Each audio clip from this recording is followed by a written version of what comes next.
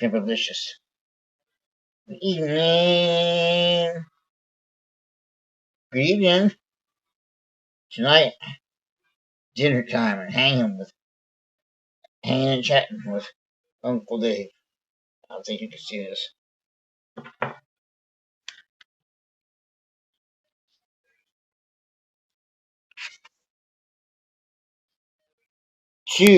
Not one, but two baked potatoes, slammed with sour cream.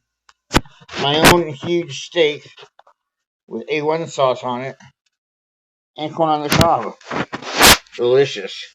That would be fun to try to eat with no aperitif. Alright. Good evening. And I got a new cup my sister Holly bought me.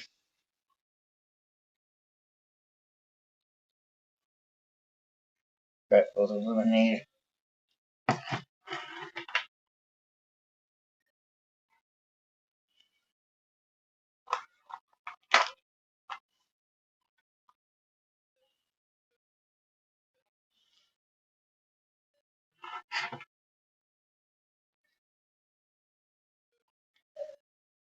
Oh mama, oh hell yeah. Oh, I'm put on that party dress.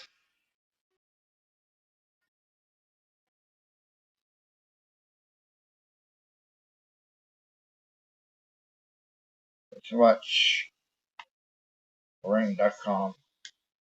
On this episode of Doorbell News, the Domino's pizza delivery man meets a pirate. I gotta get the money first. I know. I'm not doing it. I gotta get the money first. 2 cat pizzas. You are now watching Doorbell News. Delicious. Fort Lauderdale, Florida. Check her out. She's doing a little curly thing. She doesn't think the camera sees her. But we see you walking like a dog. Yeah, run off with that package. Some people just don't have any pride.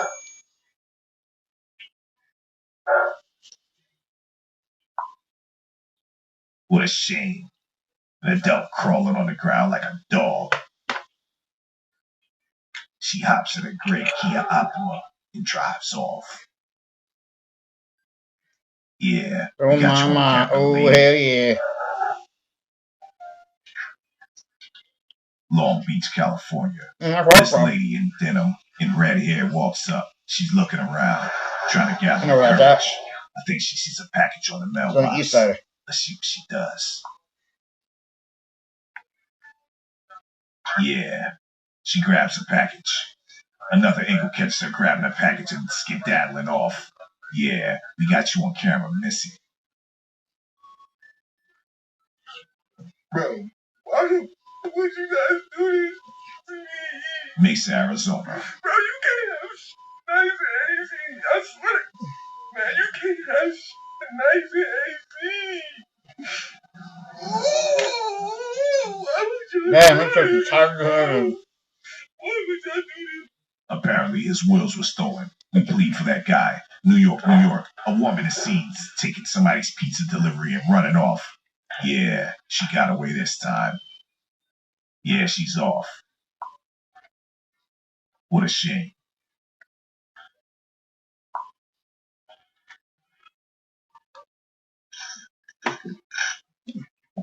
A man in a hoodie is seen creeping around a woman's house. She gets a notification and has a few words for this guy creeping outside her backyard. Hello, go me.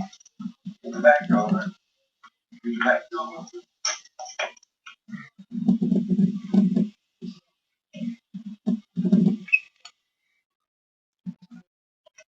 Why are you in my backyard? What do you need for my backyard? Yeah, what do you need for my backyard? Why are you in my backyard?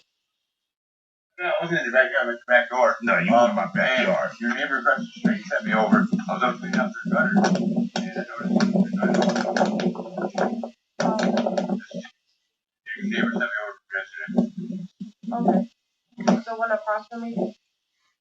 No help. The one right behind him. Okay, yeah, I don't need any assistance with that. If you can get out of my backyard, I would appreciate it. Yeah, get lost. Yep.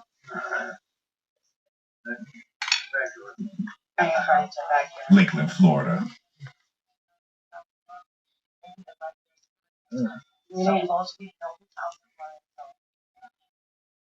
Okay, we're checking. Yeah, we're all right. Two concerned neighbors do a welfare check. They heard some screaming and they came to check it out. Good for them. Wish we had more neighbors like that.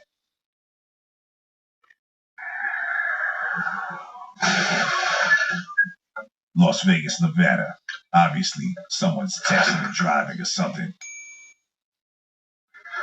Instead of leaving a note on the car, the guy just drives off. His car can be heard screeching. What a shame. Oh, hell yeah. Salt Lake City, Utah. Yeah, these porch pirates are gearing up for the Christmas holiday.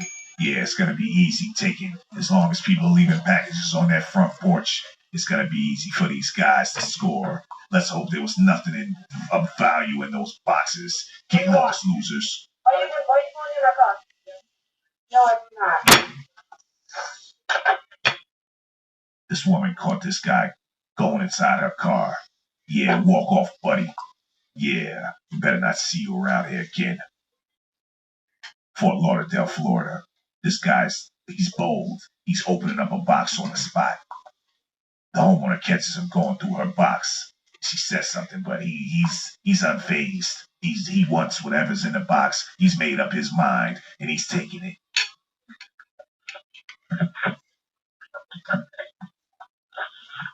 But at least walk off with the box. You just gotta violate my box right in front of my face, right in front of the camera. Yeah, the nerve of this guy. Broad daylight, too. Hello? Oh, you just stole my shoes. Oh, there's probably some nice shoes in there, too. Bro. He just stole my shoes. Literally just stole my shoes. He said he forgot to lock the gate. Yep.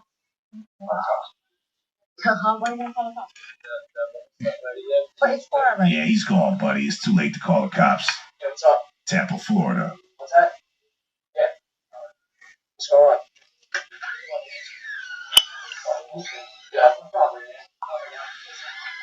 Looks like a man was followed into his home once he got out of his car, but he told the guy to get lost.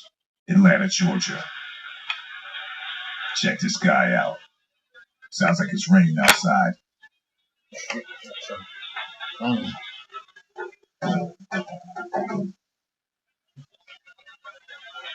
Tries to kick the door in.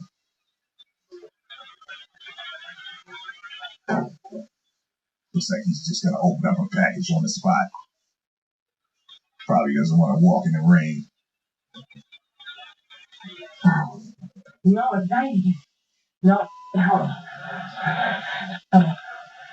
A woman is seen outside of someone's house looking like she needs some help or something. Let's hope she found some help.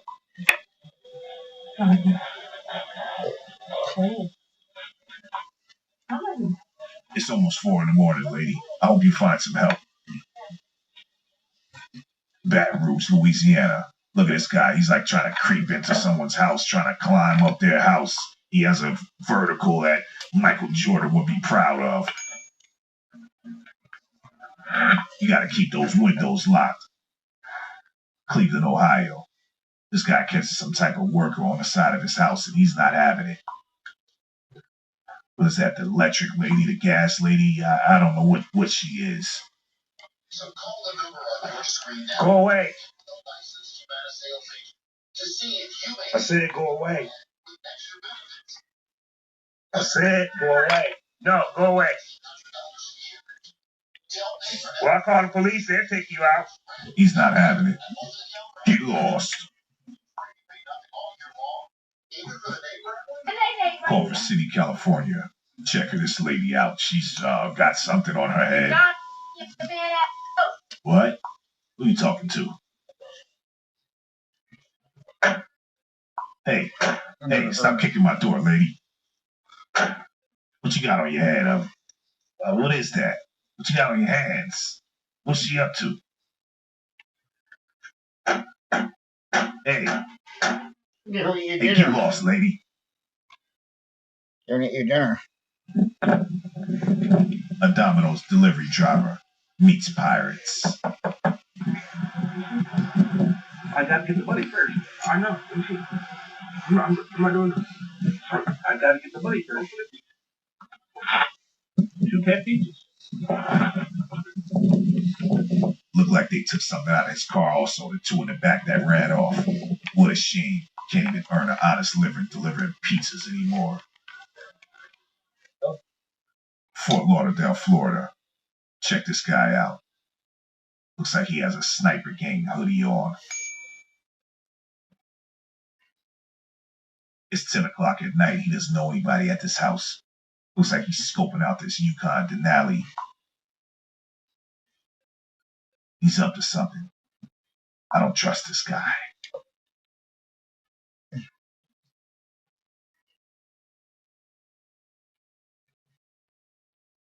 Make sure you thumbs up this video. New video coming tomorrow.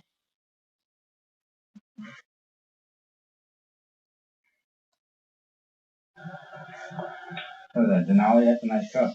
Yeah, it's a nice car. That's why I bought it. What do you want at this time of night? I don't know you, buddy. And if you were my friend, you would have already known I had a nice Denali. I don't like me. Nothing busy. You don't sleep, though. Bill? Oh, here he comes. Yeah, here he comes. Hello? Bill? What can I do for you? I'm looking for Bill. Huh? Looking for Phil. Who? Phil. Wrong place, bro. Did he sell the place? Huh? Did he sell the place? What are you talking about? Like the guy owned the house, his name was Phil. There was No. So beat it. Yeah, Alright. beat it. Wait a little time. Yeah, you need to feel your way out of here. Get lost. Doorbell News Crime Watch. Coming to a neighborhood near you. Make sure you subscribe today. On this Alright, episode finish of it up, 15 Doorbell minutes. News. So video on something said the average person took 15 minutes loses their appetite slowly. Welcome back to the door.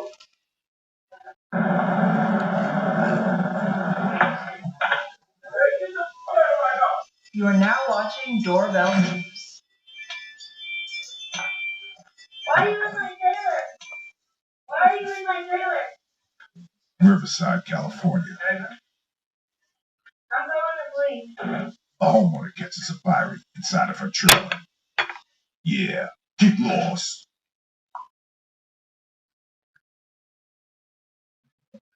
Long Beach, California. Some people just want to mess up all your nice stuff. They have no compassion. This pirate busts someone's window and rides off on his little bike that he probably took from somebody. Frankfort, Kentucky. Check her out. Look what she has in her hand. Oh yeah, she's creeping around. She's real scary with her little dog. Miami, Florida. We've never seen any footage like this. We actually see a pirate opening a package, and he's using the book bag that we always see them carry. So yeah, they're using these book bags to take people's packages and put the stuff in it. But we get it all on camera this time. Check it out. Yeah, but a lady catches him.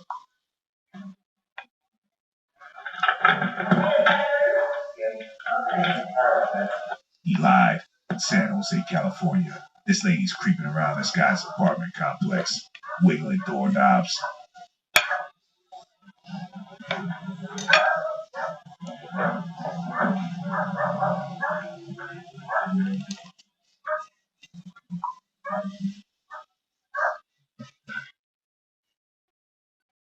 Yeah. Can I help you? Move, get out of my way.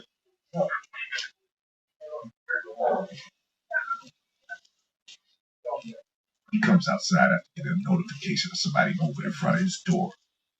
Yeah, this guy caught this one this time. What's up? Why you coming up? Oh, Don't come back to the door. What did she say? She needed a room? What does she think? He's a hotel clerk or something? Get lost. Yeah, we're gonna see her again in a second. Miami, Florida. This guy's caught stealing some extension cord. Yeah, the homeowner catches him in the act. Let's see what happens.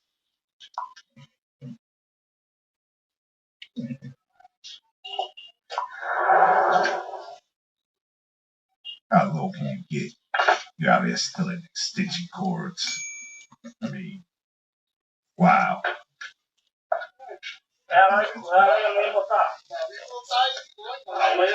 Yeah, what you doing my extension cord? Long Beach, California. Can't even leave skateboards outside. Apparently this guy with this LA Dodgers hat takes a kid's skateboard and just runs off. Hey buddy, that was my kid's skateboard. Put that back. I better not ever see you over here again. Los Angeles, California. Check her out.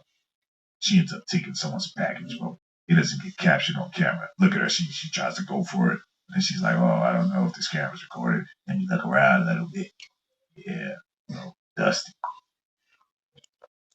Riverside, California. So check this guy out. He's dressed up like he's some type of maintenance man, like he's some type of lawn service guy, and he's just going around looking for people who need lawn service. But he's really casing out your house. You know, look out for these guys who dress up in these outfits. They perpetrate and they act like they're some type of serviceman, but they're really just trying to rob your house. Look at him. He uses the marker to try to cover the ring camera, but the homeowner comes outside. Yeah, I know what you're up to, buddy. No, I just talk to you from the service. I still will with my makeup tissue, landscaping, clean up the yard, remove any stuff in cement. We can keep it here, make it like to clean up. Yeah, so if you're a landscaping guy, what's your truck? What's your equipment? And why are you putting marker all over my ring camera? Get lost. If I ever see you over here again, it's me and you, buddy. Yeah, I know what you're up to with your yellow jacket on, with your yellow vest. I'm not impressed with your yellow vest. Sacramento, California. Check out this Beyonce. Yeah, she's just doing a little jig outside the front of the ring doorbell. Yeah, let's throw the beat off her.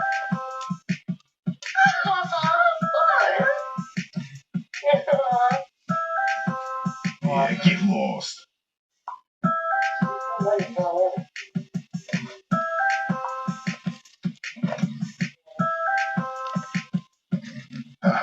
Get lost. Mesa, Arizona.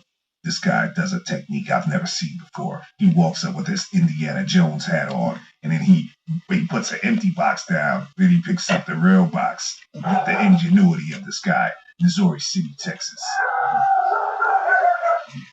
This guy takes someone's dog. He has the leash and everything. He's ready to take someone's dog. He wants to be a dog owner.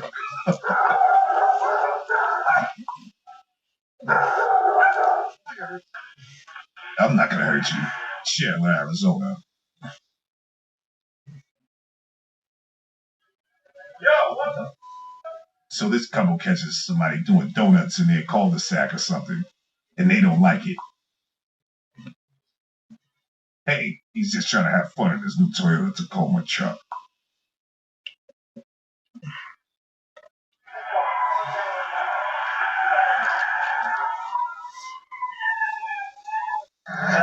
Houston, Texas. So these guys are acting like they're maintenance men. Another couple of fake maintenance men. He got a hard hat on, and then they end up trying to open someone's window and get busted. The homeowner said these guys don't work for the apartment complex because they don't have the apartment complex uniform on. They're fake.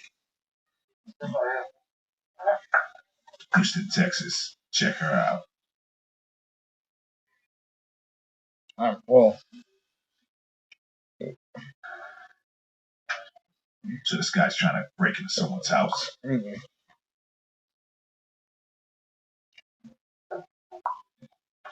Like the whole corner cob, basically the whole steak, and one of our two of the potatoes.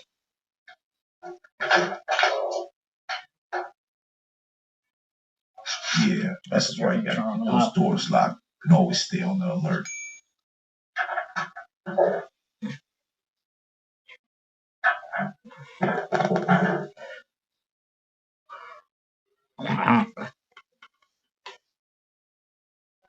Meanwhile, in San Jose, this lady comes back and tries to enter this guy's home.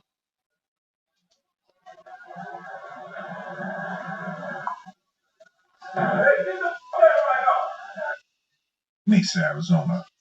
The old walk up and grab and run to the getaway technique. The oldest porch pirate trick in the book. Nothing new here. Get lost. Los Angeles, California.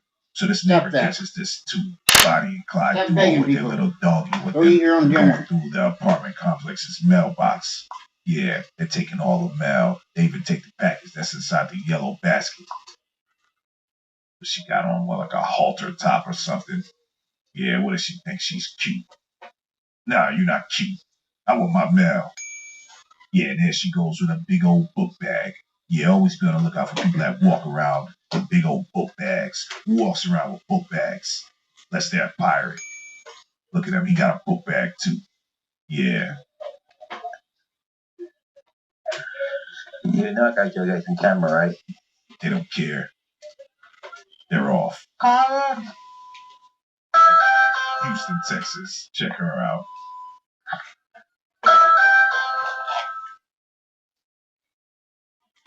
Make sure you thumbs up this video.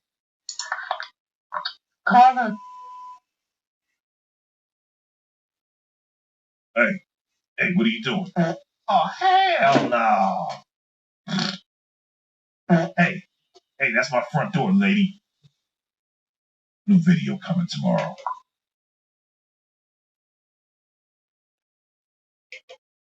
Doorbell News Crime Watch coming to a neighborhood near you. Make sure you subscribe today. On this episode of Doorbell News. It's getting closer to Christmas time, and these pirates don't know how to act. Get ready. It's a week away from Christmas. I saw that. You're on camera. Get away from my car. Get the away from my gun car. You are now watching Doorbell News. This was done mid-December. Sacramento, California. This Amazon delivery lady acts like she's delivering a package and then she walks off with it. Yeah, she's getting ready for Christmas. Phoenix, Arizona. I just love it when people think they're sneaky and they ducking under the camera. We see you, buddy. Scottsdale, Arizona. What are you doing? Get out! Get out! Yeah, get lost. What the F are you doing? Get out! Somebody about to creep in our backyard. She just so happened to be sitting outside. Caught him in the act. Yeah.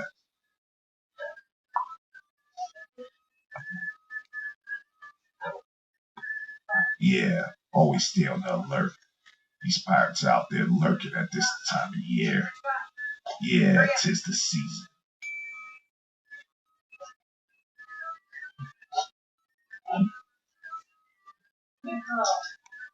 Yeah, good dog. Harrisburg, Pennsylvania. This homeowner has an unexpected visitor on her porch. She doesn't know if it's a fox or a coyote, but it definitely looks like a red fox to me. See, coyotes are much bigger than foxes, especially these red foxes. These red foxes aren't much bigger than cats.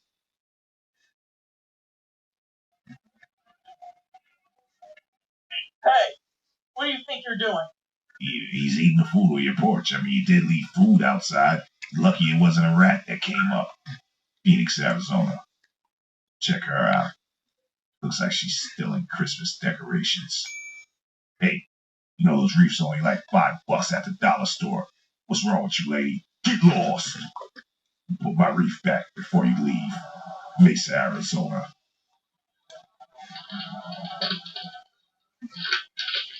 Apparently, this guy doesn't have any jolly Christmas feelings this year. Canton, Ohio. Yeah, we got a pirate inside someone's car. The dash cam actually caught him inside, stealing in the act. Check him out. Yeah, buddy, we got your face all over the camera. Yeah, Canton is a small town, and somebody knows who you are. Porch pirates aren't the only thing you need to worry about this year. Check out this bear. Yeah, he's pretty big. Imagine coming outside to get your mail and seeing that guy. Get lost! Sacramento, California. Looks like someone's texting and driving and not paying attention.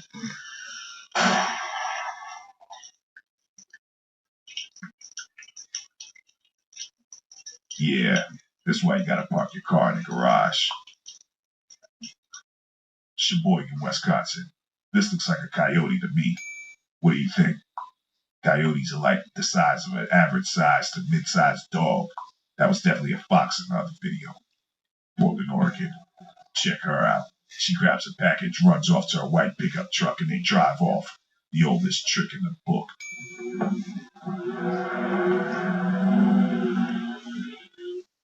Sacramento, California.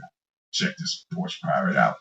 Apparently, this guy doesn't have a belt. And he definitely needs to pull his pants up. Hey, buddy. Hey, buddy. Nobody wants to see that. Pull your pants up and leave my package on my porch. You lucky I'm not home, buddy, or it'd be me and you.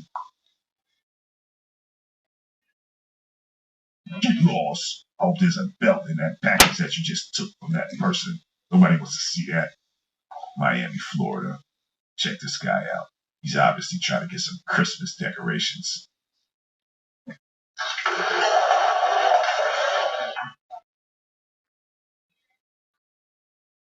West Roxbury, Massachusetts. Look like a couple of coyotes running by someone's yard. Roswell, New Mexico.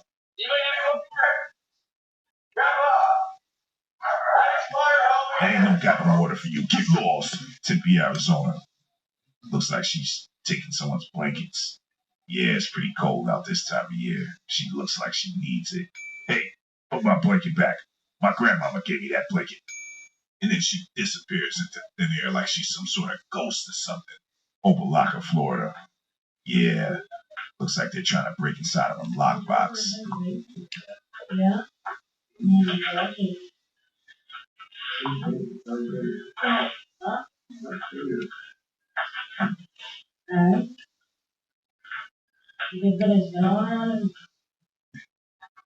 Louisville, Kentucky.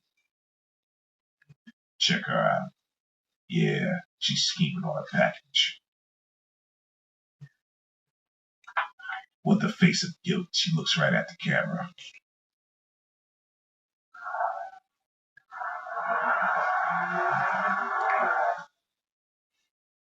Yeah, I know what you're up to. Take the package and get lost. There was nothing in there but some kibbles and bits anyway. Yeah, she does the old hide it under the leather jacket trick and walks off. One of the oldest tricks in the book. Get lost. Portland, Oregon. Another porch pirate needs to pull his pants up. I hope there's a belt inside one of those boxes. Get lost.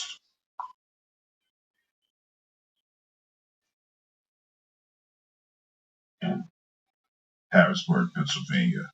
A homeowner catches a porch pirate in the act. He's tired of getting his packages stolen. I saw that! I saw that! You're on camera! You're on camera! Chicago, Illinois. Another opportunistic delivery driver who delivers some food and then steals some packages on his way out. Yeah, he got reported.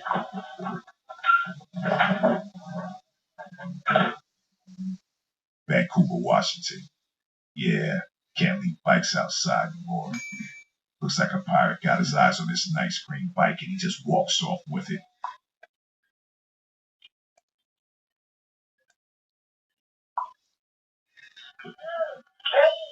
Hey, yeah, it's too late. You should have been there. You should have chained it up. Oklahoma City, Oklahoma. So this lady walks up and acts like she's looking for one of her packages. She claims she lives across the street, but you don't live across the street. The homeowner says he doesn't know this lady, never seen her in his life. Yeah, I just checked in and I live across the street. He gets my packages sometimes and I get his. And I had a package from FedEx that was delivered yesterday afternoon. And I didn't get it. So. Yeah, whatever you say. Get lost. Louisville, Kentucky. Check out this bootleg Kid Cudi. Looks like he has a bum key and he's trying to get inside someone's house with it. Yeah, your key doesn't work here, buddy. Get lost. Yeah, make sure you got good locks on your doors. These guys are trying everything this season. Yeah, this is the time of year the creeps come out. Be safe out there. Make sure those doors are locked. Yeah, get lost. Yeah, get lost, buddy. New Haven, Connecticut. This homeowner has finally caught this pirate that's been going through her car. Let's see what happens. Get away from my car! Get the f away from my gun car! Yeah, doorbell news, try watch. Coming to a neighborhood near you. Make sure you subscribe today. Del City, Oklahoma. This is the kind of neighbor you'd wish for.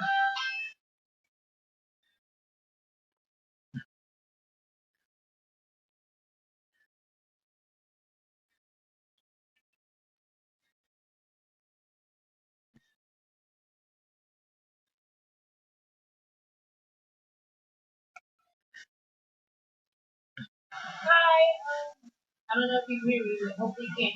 This package came yesterday. I assumed that they were my daughter's shoes that I ordered because I ordered for some, but they came to the wrong house. I just didn't want you to think that I went into it thinking that, just being malicious. But I brought it back. I closed it up when I realized that it wasn't my package. And I want to sincerely apologize for opening it. But I wanted to return it. And it's right here. I'm going to try to hide it or something. But I just wanted to let you know that it's out here.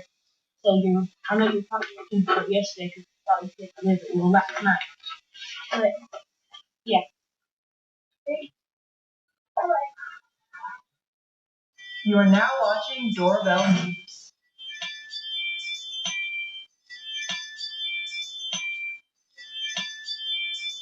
Oh, Las Vegas, Nevada. A man is outside of someone's home, looking kind of so out of cool. it.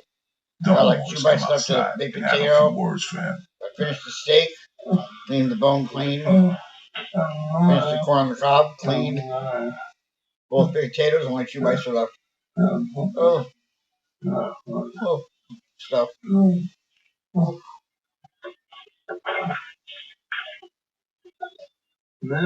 Hello? Can I help you? Yeah. I'm blind. I got money. Can I give me water? Okay, nah, we can't help you. Go on down the street. Thank you. Sounds like he said he's blind, he has money, and he needs a drink of water. Come on, Pops, give the guy a break. I mean, you came outside and said, can I help you? But then when he asked for help, you said you can't help him. What's up with that, Pops? San Francisco, California. The oldest trick in the book. The old, I dropped the empty package off, but then I'm gonna pick up your 2 real packages. She grabs them, jumps in her Honda CRV, and drives off. Hey, get lost, lady. Those are my Christmas gifts. Las Vegas, Nevada. Check this guy out. He's knocking at somebody's door with something in his hand at around 2 in the morning. He's looking kind of out of it. The homeowner makes the mistake of opening the door to see what he wants. But you got a ring doorbell. You don't need to open your door. Oh, this guy kind of looks like Manson. I definitely want to open the door for this guy, especially at this time of night. Let's see what happens.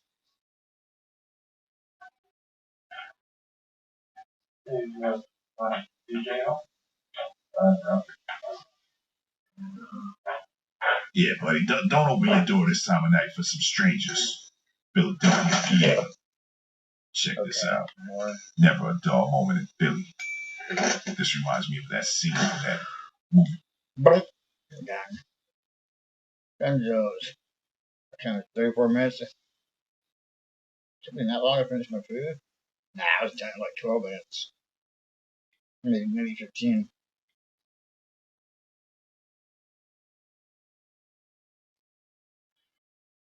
So it sounds like you tried to pull over 3 people. No, that's not what I'm hearing. So I get it. Everybody makes mistakes. But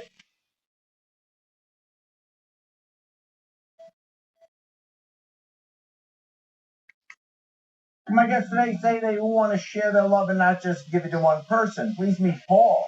He says he has 2 Valentine's Day proposals for his girlfriend. Paul, what is going on? I brought my girlfriend today because I do want to ask her 2 things. Yeah. Well, first, me and Danielle's been together for 2.5 years now. You and who? Danielle. Danielle. My guests today say they want to share their love and not just give it to one person. Got electricity. Well, you don't want to shed without electricity. Oh, well, that's very nice. There you go. Danielle's always kind of pushing marriage. You know, she really wants to. You know, we've been together for a while, and we went to the jewelry store, J.B. Robertson, the other day. And I've always been down. I figured like it'd take me a really long time to save up that kind of money, you know, to buy a real ring, not from Walmart.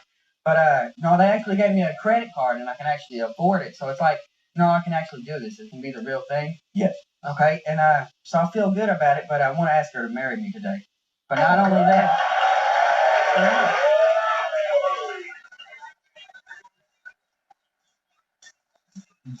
But not only that, I want to ask you something else. A while back, we had about a year ago, we had a threesome.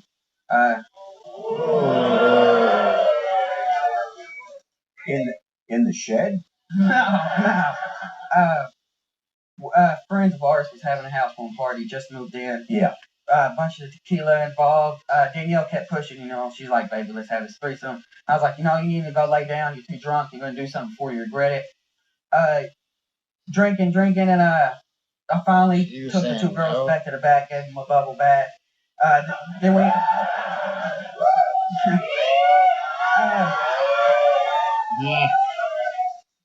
Then we went to the room, you know, and Danielle was sitting on, another girl was sitting on top.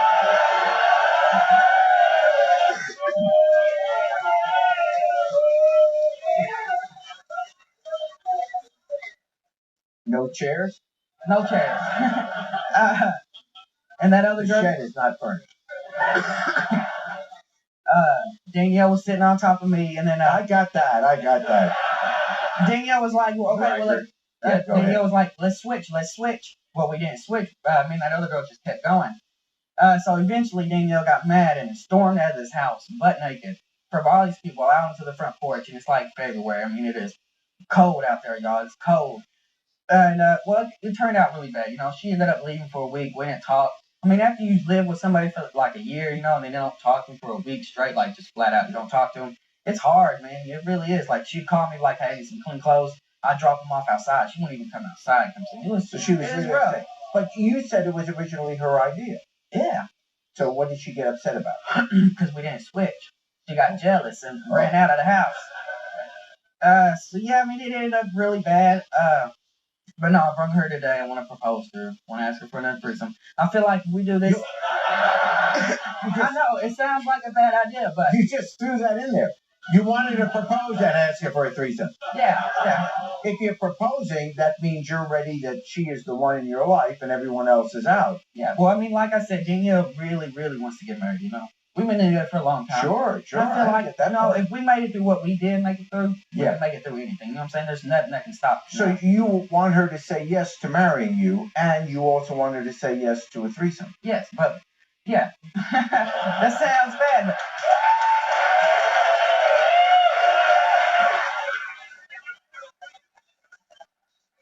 In any particular order? Like you want to first have the threesome and then get married? Actually, yes. I want to have the threesome first. I want to get that, you know what I'm saying? I want to get that out. Of course, you'd like it in the next 5 minutes, wouldn't you? Yeah, backstage. But no, like I said, you know what I'm saying? The first one didn't go good, but I feel like if we do this one, someone will relax, or, you know, alcohol involved, you know, and we do it right, we get that out of our head, you know what I'm saying? So, like, when we do get married, if she says yes to me today, you know what I'm saying? I'm not worried about her going around sleeping behind my back. She ain't worried about me sleeping behind her back. Oh, so there's a strategy to this, yeah. Kind of, you know what I'm saying? Get the cheating part out of the way. We do it together. You know what I mean? All right. Well, let's bring Danielle out. You're on your own. Here we go.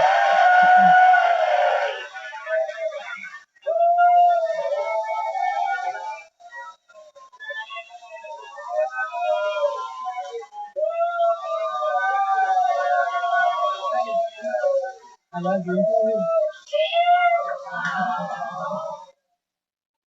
Hi, Danielle. Hello. Welcome to the show. You guys, how long have you two been together? 2.5 years. 2.5 years. You love him? Yes, of course. Good.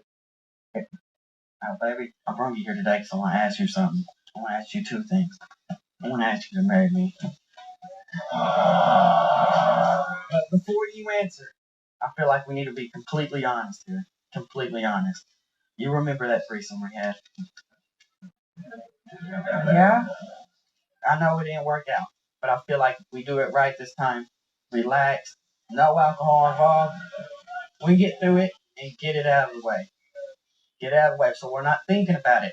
No more else. It almost broke us up the last time. Why are you trying to bring this up at all? Because I think I did some research. I found the perfect girl. It's going to be good. It's going to be right this time. We're going to do it right. No. Yes. And you did research? What do you mean research? Well, actually, I ran into Kaylee at Walmart about 2 weeks ago. And, I don't mean to interrupt this, and you'll continue. There is a ring in one of the chocolates here? Yes. That's what that is. Very nice ring, too. I ran into Kaylee at Walmart about 2 weeks ago. I went back home with her, and we started to fool around. What do you mean? What do you mean fool around? We got to about third base, but then I stopped. I stopped, and I realized that you needed to be there with us. You got to third base and then decided it was time to stop? Yes. I feel like you need to be there with us. And I talked to Kaylee about it, and she's fine with it, and she's about to leave and go overseas. She's going to be perfect. We're never going to see her after this. We're going to get it out of our heads that we're not, you know what I'm saying, ever since we had that last your head. It's not in my head. I thought this was already done the last time. No. Did it not almost break us up the last time? No. And you're going to come here with this? Trying to be like this? Yes, I am. Ever since that day, I've been thinking about it. We didn't finish. You stormed out, and you blamed me for it. And it was your idea. You insisted that night. How many times did I tell you to go lay down? You had too much to drink. Go lay down, baby. You're drinking too much. And you didn't. You insisted. And then you got jealous. I was done with this. Yes, I want to do this. I'm 20 years old. I feel like we're too young to get married, really. But if you do this for me, I will do that. So you're giving me an ultimatum. Either I do this or we don't get married? Just give it a chance. Let's just try it. Just give it a chance. Well, let's bring out Kaylee.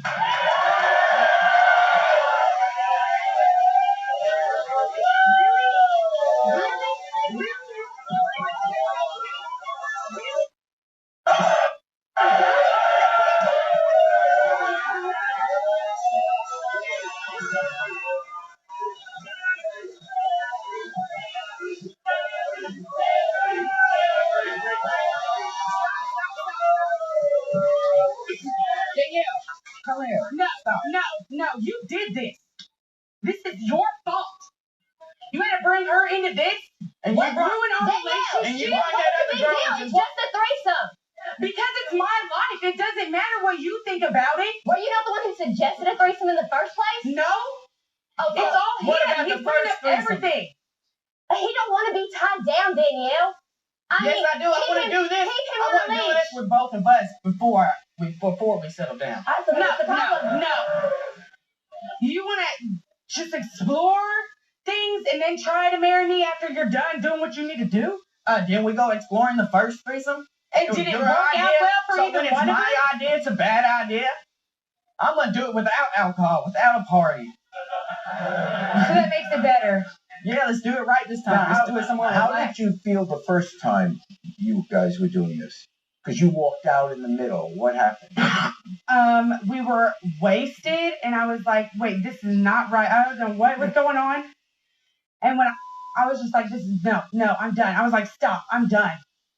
I don't want to do this you were very anymore. Uncomfortable, and right, so you decided to leave. And this is just something that you consider fun, but yeah, I mean, it's spontaneous. Why not be? I mean, we're 18, 19 years old. Okay, but you can go find another chick and her boyfriend to go do whatever it is that you do. Why can't we do it? I thought you wanted. I'm trying to have a life. We're going to school together. We're trying to get better ourselves. Did you ever and get think jobs. you would ever be part of this conversation?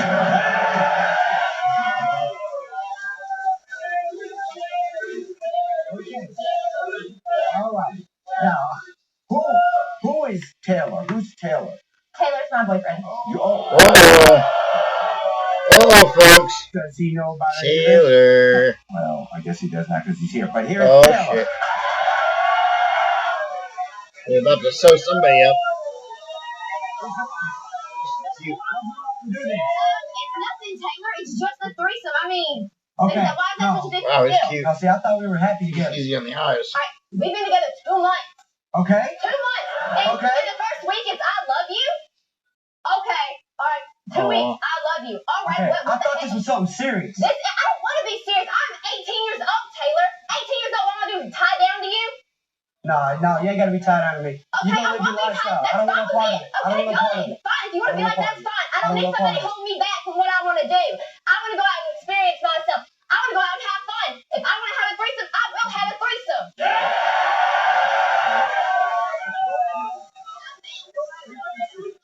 I kind of see both sides. I get it, they're young, they want to go do things, You but can't help but admire I such more see the determination. other picture.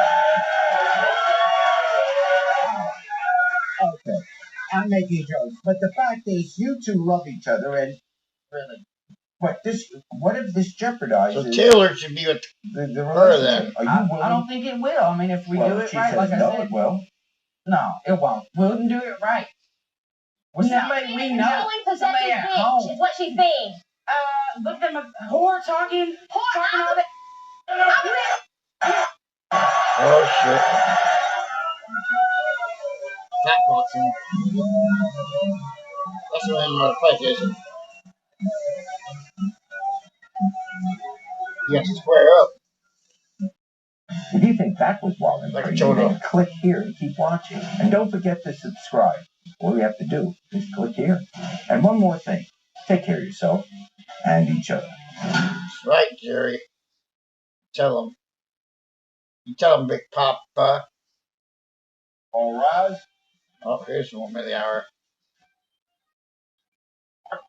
Yes, case number 126 on the count in the matter of Lyle versus This one always Rodriguez. goes Thank to you. yes. You're welcome. Judge Price has been sworn in. You may be seated. Put her wig on. Mr. Lyle, it is your complaint that the defendant, who's a tenant of yours, assaulted you. You want your medical bills paid. You want damages for pain and suffering. Mr. Rodriguez says that you precipitated this altercation and that you tried to have him evicted, and you had no basis for that. What kind of unit do you rent to Mr. Rodriguez, Mr. He's at Lyle? least going to get Your Honor, I one-bedroom apartment. How many units are in the building? There's 4 units in this building. When did you lease him the apartment?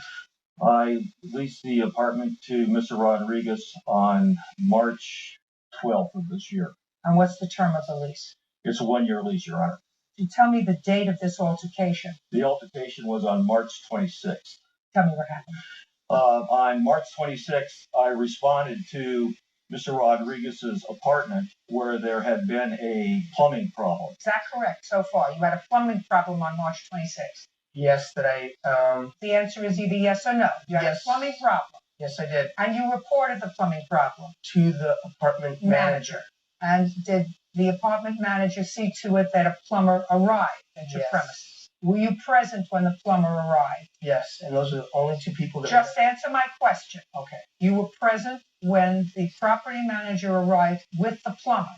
Yes. Okay, now continue, Mr. Lyle. I On the responded 26th. to the apartment. Okay.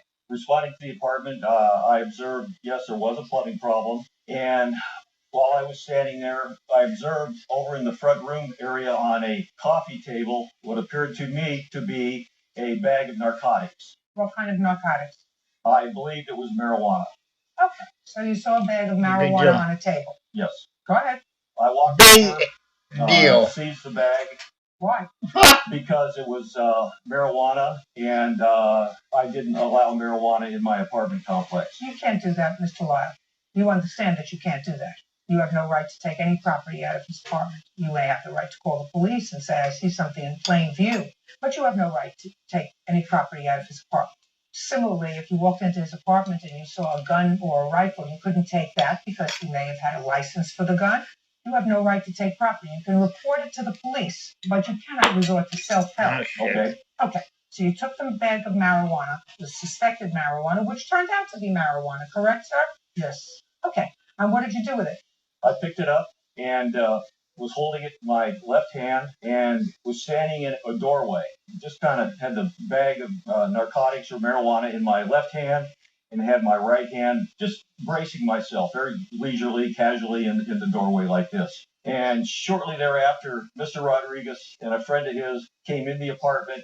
He started screaming and yelling at me that I was not allowed to be in his apartment. What are you doing here? At that time, I said to him, Christopher, prior to you moving in, we had a conversation where I told you I didn't rent to anybody that smoked marijuana, had anything to do with drugs. You advised me at that time you had nothing to do with narcotics. You didn't smoke marijuana. And I said, listen, I've had numerous complaints from my other tenants that you smoking dope, the smell of marijuana emitted throughout the building. You were causing nothing but problems in the building. At that time, he kept inching closer and closer to me, and I was very surprised. He attacked me. How did he attack you? He just, what's the word I can use? Bull rushed me, charged me. He drove me back about 10 feet into a refrigerator. And as he drove me back, he kind of turned me to the left a little, or to the right a little bit. And I either hit the refrigerator handle or the side of the refrigerator door. And I bounced off the refrigerator door, came back at him, landed on top of him, and I started yelling for my plumber, Kim, and my property manager, who was also in the building at that time, to come on out and help me. And he was able to grab the marijuana back from me. And I yelled at Kim and my property manager to get the marijuana away from them. And I said, look, I'm not going to put up with this anymore. I'm going to file a police report. So I took the bag of marijuana, left the location, went down and got in my car, backed it out of the parking spot. Where's the marijuana at this time? At that time, it's sitting on my passenger seat. All right, so you were stealing his property. That time you were stealing his property. No, I guess I was stealing his property. You are, Mr. Lyle, because I read Mr. Rodriguez's answer, and unless you are prepared to contradict that, Mr. Rodriguez says that he has a prescription for medical marijuana. That's what he says, and I assume that he's prepared to prove that to me today. Yes. So if he has a prescription for medical marijuana, even if he didn't have the prescription, you couldn't take it. But if he did have it lawfully, you were stealing property that he had in his lawful possession. And not only that, but you got your plumber to help you. I guess, Your Honor, we're just a couple of bad citizens. No, you're not a bad citizen, Mr. Lyle. You're here in a court of law. Now, Mr. Rodriguez retrieved his bag of marijuana from your car because I read your complaint and I read his answer. So far, is that correct? It's correct. Did you? That's all I'm asking. It wasn't a bag. Whatever it was. And plus, it wasn't on my Just a second. I didn't get to you yet. Okay, no problem. Just answer my question. Okay. We're here in a court of law, and you're asking me to make a judgment on whether or not Mr. Rodriguez had the right to prevent you from leaving his home with his property and to exert any force to do that. That's what you're asking me to decide. At that time, I had not told him that I was going to leave the apartment with his property. You had it in your hand, sir. And you, in fact, not only did leave with it, but you'd managed to get it out of your hand, and you importuned two people to get it back, which suggests to me that you were intending to leave with it. So let's not play with each other, and I want you to understand something. I am very simple from the perspective of a citizen, not a judge, but a citizen, that you have a 4-unit apartment complex, and I don't know whether you had complaints or not, but if Mr. Rodriguez has a prescription for medical marijuana and he smokes it in his apartment, and he may have other people that come over who have similar prescriptions that smoke in his apartment, that smell wafts all over a 4-unit apartment complex. And there might be people, I would be one of them, who would be incensed at that. I want you to understand that.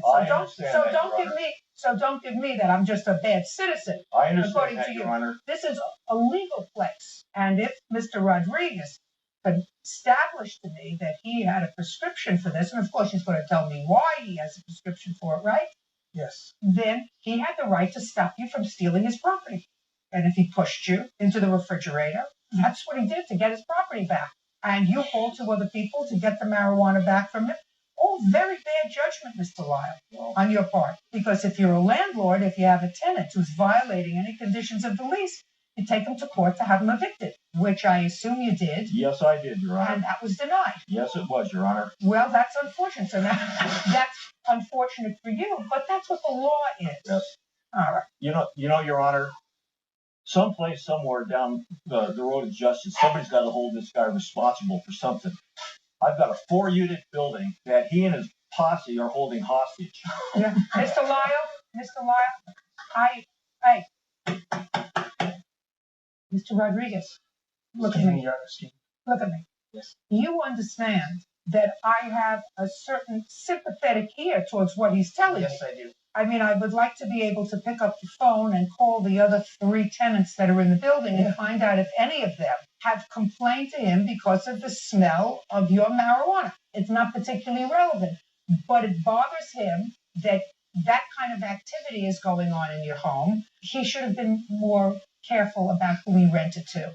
Now, how long have you had a prescription for medical marijuana? I've had it since 2 years ago, but my new one is 1/30/09. It's the date of this statement. I'd like to see it, please.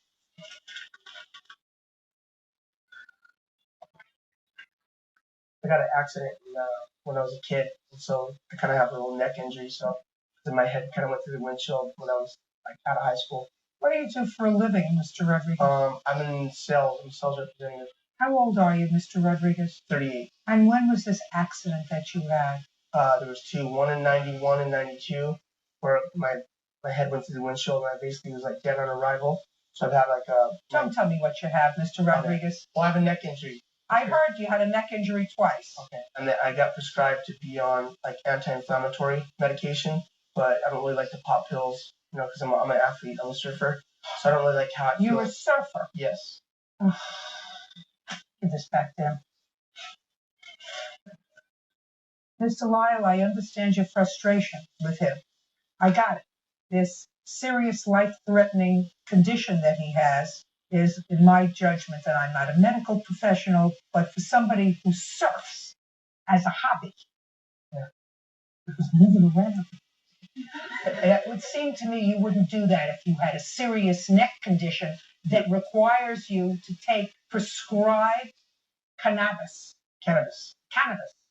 whatever it is, marijuana, instead of taking an anti-inflammatory that might help you. So I want you to understand, Mr. Lyle, I have sympathy for him because I do believe there are some people who have really serious medical conditions that can benefit during the course of serious treatment from the use of medical marijuana. And then there are those people that abuse it. And there are those people that abuse it by prescribing it to people who abuse it. And that's the problem.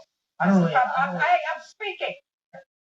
Now, if your hobby is playing the piano or playing the violin, I might have a little more sympathy. But if your hobby of choice at age 38 with a serious neck injury is surfing, my sympathy level for you is about 0.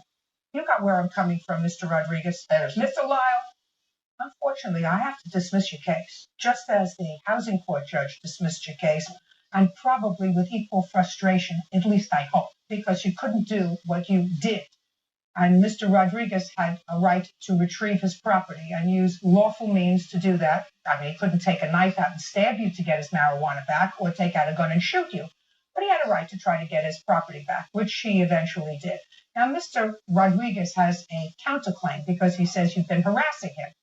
He's been harassing you, Mr. Rodriguez, because he'd like you out of his complex.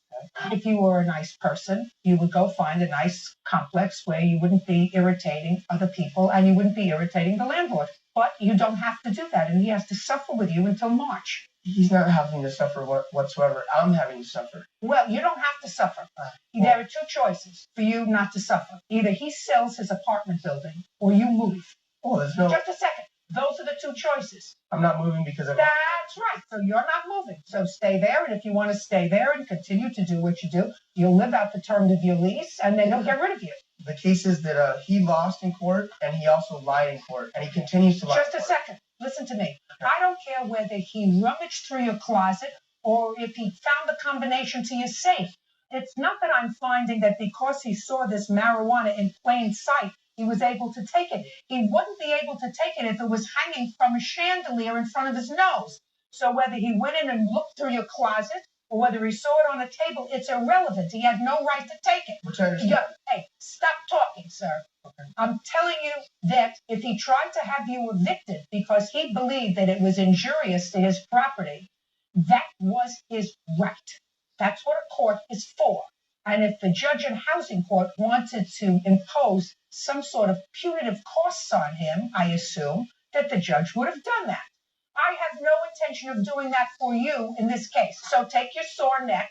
Well, I haven't even got to explain my side of the story. Just a second. I told him he was wrong. I'm dismissing his case. Why do you have to explain your story? You're already judging me before you. Just a second. Okay. I'm dismissing his case against you. You want to say something else, Mr. Rodriguez? No, I do not, but Very good. That's all. Out. Parties are excused. You may step out. That's case number 10 on the calendar in the matter of Sellers. If you're sworn in, judge, you may be seated. Sir, have a seat, please. Mr. Selby, the defendant is your former girlfriend. You have a child together, and it is your claim that she filed 2 cases against you for domestic violence, both of which were false. One she dropped, the next one she pursued. You were found not guilty, and you are suing her for those false charges. Ms. Burke says that you did, in fact, put your hands on her in a violent manner on both of those occasions, which is why she called the police. Yeah. How old is your child? It's almost 2. Do you have an order declaring you to be the father of this child? No. Why not? My name's not on the birth certificate because she was married when my son was born, and I'm not legally considered the father. Yes, I have. He went to court and said that he was the father when in my divorce. Okay. Well, he may have gone to say he was the father in your divorce, but has there been an adjudication of paternity in any court? No. Oh, you are, sir. Listen to me very carefully. I have a surprise for you. You're going to be very happy to hear this. It says the third-party defendant, that was you, Jason Selby, that is your name, is it not? Correct. Is hereby established as the biological father of the minor child, Brendan Selby. Okay. We're going to get you a copy of this, sir. Okay. Thank you. You are the father. You have certain rights and certain responsibilities, Mr. Selby. It's interesting when I read your case, when I read your complaint, the defendant is now living in another area, so you haven't been seeing your son. How old was your son when you two separated? It's about 1.5 years. Okay. Now, Ms. Burke, I'm coming to you. When was the first instance of domestic violence which was the subject of a restraining order that you placed upon Mr. Selby? September. Okay. Tell me what happened in September of 2004. He came. Who was this, by the way? This is the guy that used to live up front, our neighbor, Robert Meunier. And what is he now? A witness to both. Okay. This is not the boyfriend that he talks about, is that right? It's not the boyfriend. He's never been my boyfriend. But he came with you to court. Right. And you live in Florida? Right. And he flew with you from Florida? Right. Did you stay together last night in the same place? They wouldn't give us 2 separate hotel rooms. I'm just asking you a question. Yes. Okay. I never stayed in the same hotel room with a neighbor when I traveled. I asked, and they said that there was going to be at least 2 separate beds because I asked her about that, about getting 2 separate hotel rooms. You think I believe you? I don't. Let's move on. September 2004. He came to the house, and we were arguing about Brendan, our son. I went into the room, and I was packing my stuff and putting it in a bag. Just a second. So this was a place that you lived together? Mm-hmm. So we didn't come to your house. He moved out. He had moved out when...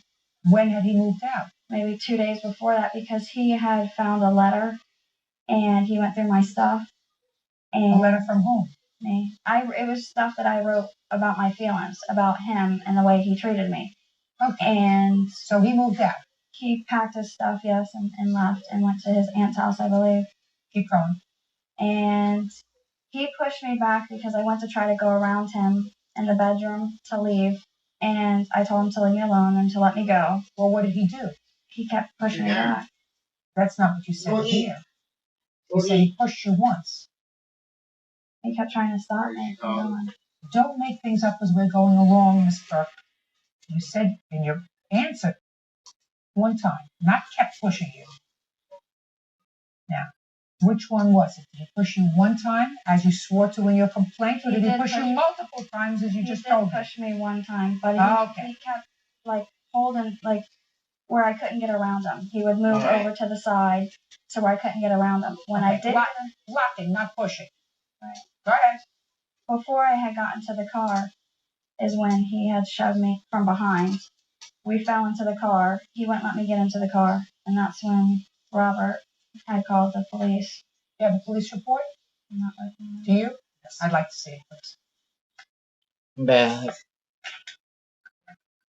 All right, Mr. Selby, you want to tell me what happened on September 9th, please? Can I start from September 8th?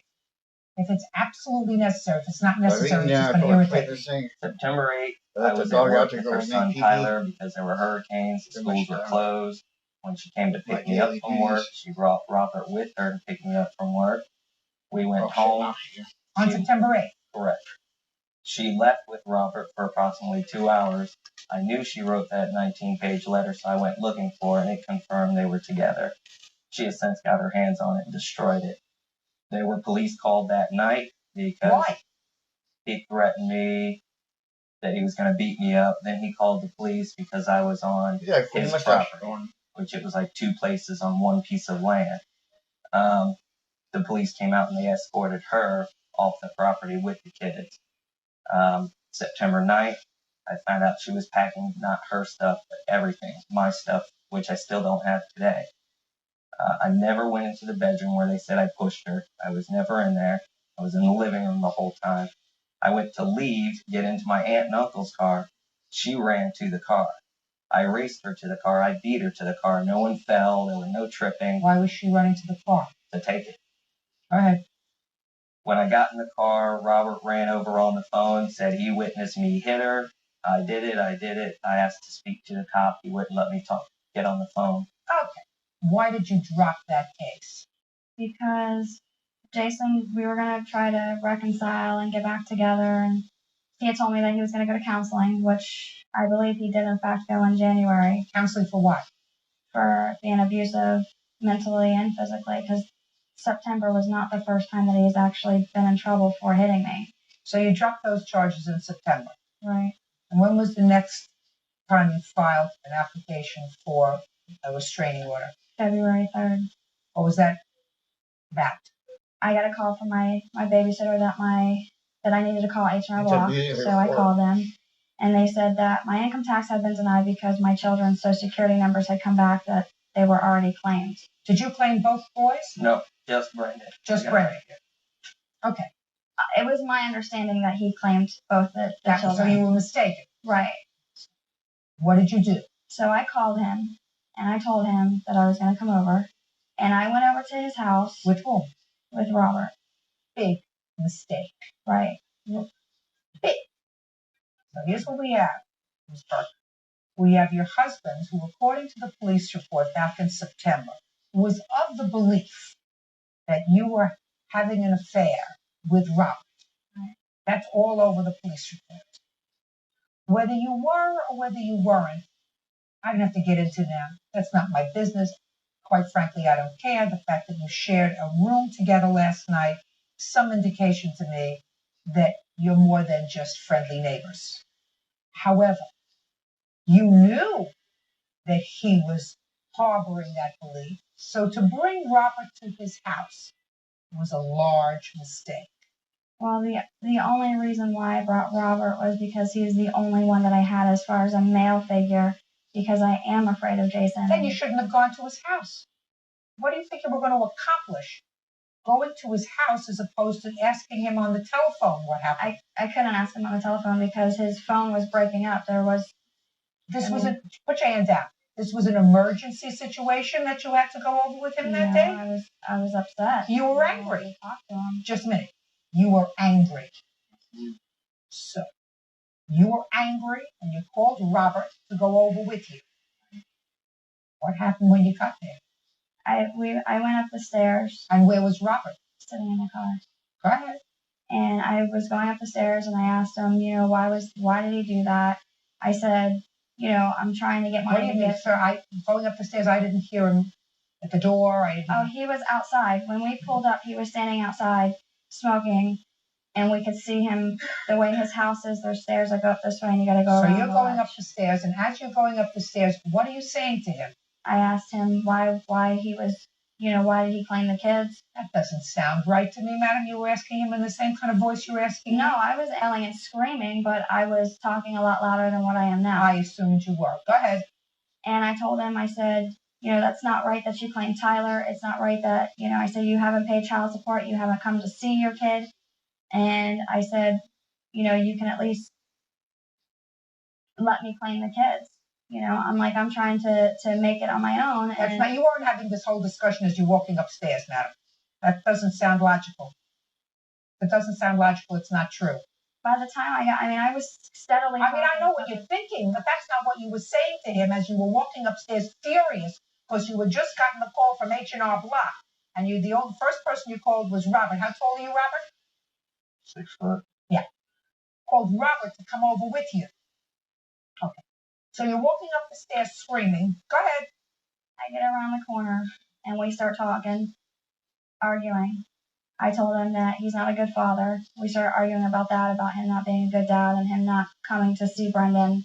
I did tell him that he was, and he asked me, because I had called the IRS and found out that he can't legally claim Tyler. And that's what I told him he was for. And no, you just said because I called the IRS. Right. You didn't go through this whole explanation. You just said, listen to me.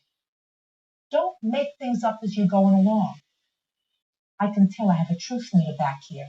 When somebody is giving me the business, my left eye starts to twitch. You got it? So you told him because you called the IRS. Right. Okay. And what happened next, Ms. Burke? I again told him that he was a bad father. And that's when he had smacked me in my eye. And he went in the house. I went running down the steps and got in the car and I left. Can I see the police report, please? Incident number 2. Did you seek medical treatment? No.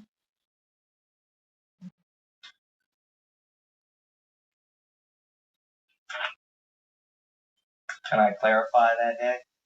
First, on January 24th, I called her because she told me she moved to South Florida and she was living with her brother in South Florida. Up until February 3rd, that's where I thought she was living. She told me if I tried to call down there to be in my son's life, she was going to get me in trouble for harassment. So I called the police to verify that. They said she could say whatever she wants, but it would be okay. Can we get to police on February 3rd? February 3rd, I spoke to a family lawyer and the county courthouse. I couldn't file anything because I didn't know her address. That night, I got home from work. I was playing PlayStation, got a phone call on my cell phone, answered it, and there was low signal, and it didn't come in. She called back about 2 minutes later. She said, "Good, you're home. I'm coming over," and hung up on me. She pulled up. I was standing on the balcony. She got out of the car, and her first words were, "You're an effing thief." Go ahead. So I went right in the house. I shut the screen door, and we were separated the whole time by a screen door. Robert, I didn't know he was there until I got the copy of the police report. I never once saw him there. I called the police the minute she said, "You're," and she left. Called the police, explained that she falsified a report once before. I don't want to be in trouble. They assured me I wouldn't be in trouble. Police officer showed up at my door, told me that I was accused of hitting her, and I basically ended up going to jail. How long? For overnight. Now, what I don't understand, Miss Burke, is this. You testified a moment ago that you were afraid of this man, that he had been abusive to you. So I don't understand why you went over to his house. Because I didn't think that having somebody with me that he would do anything, that he would do that.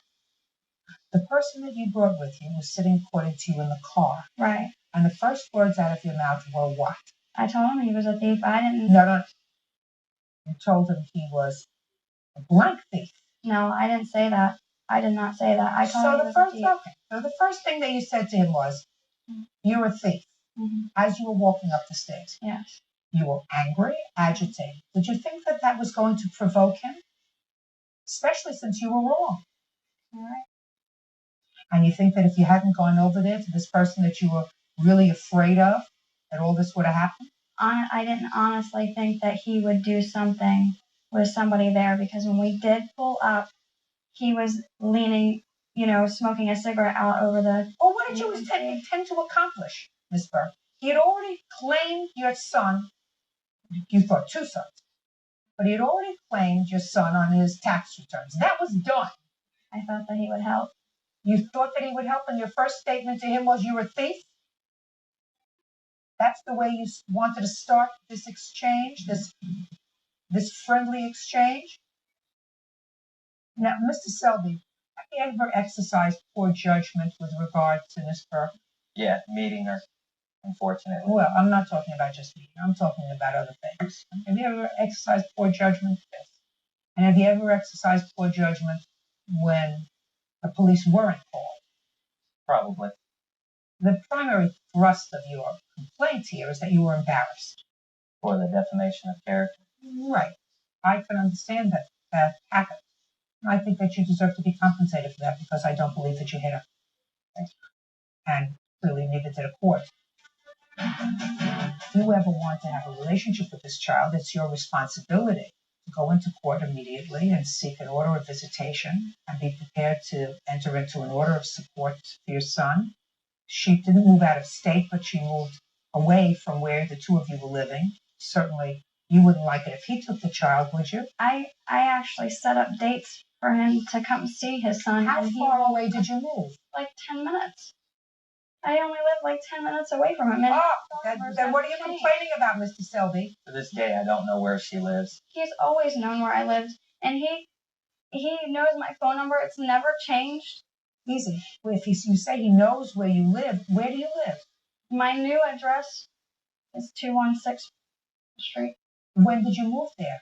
Probably like a month ago. Did you give him that address? No. So he doesn't have that address. He has my phone number. Listen to me, Miss Burke. I speak English. It's my primary language. You say he's always known my address. He's always known where I live. From the time that he's been trying to visit his son, he has always known the house that I have stayed in. You said that you moved. I moved. I don't understand. Stayed in, lived. You're being slick with me. Don't be slick with me. I'm not trying to be slick. I'm nervous. Selby, and he's had the opportunity. opportunity. Go to court. Establish an order of visitation. That's what you have to do. She didn't move 100 miles away. According to her, she lives no more than 10 or 15 minutes away from where you live. Is that what you're swearing to today, madam? Yes. That's what you have to do. In order, I tried, but I don't have a physical address where she is. Well, now she just gave it to you. Right. And in the beginning, she moved right in with Robert. So there's no question about that.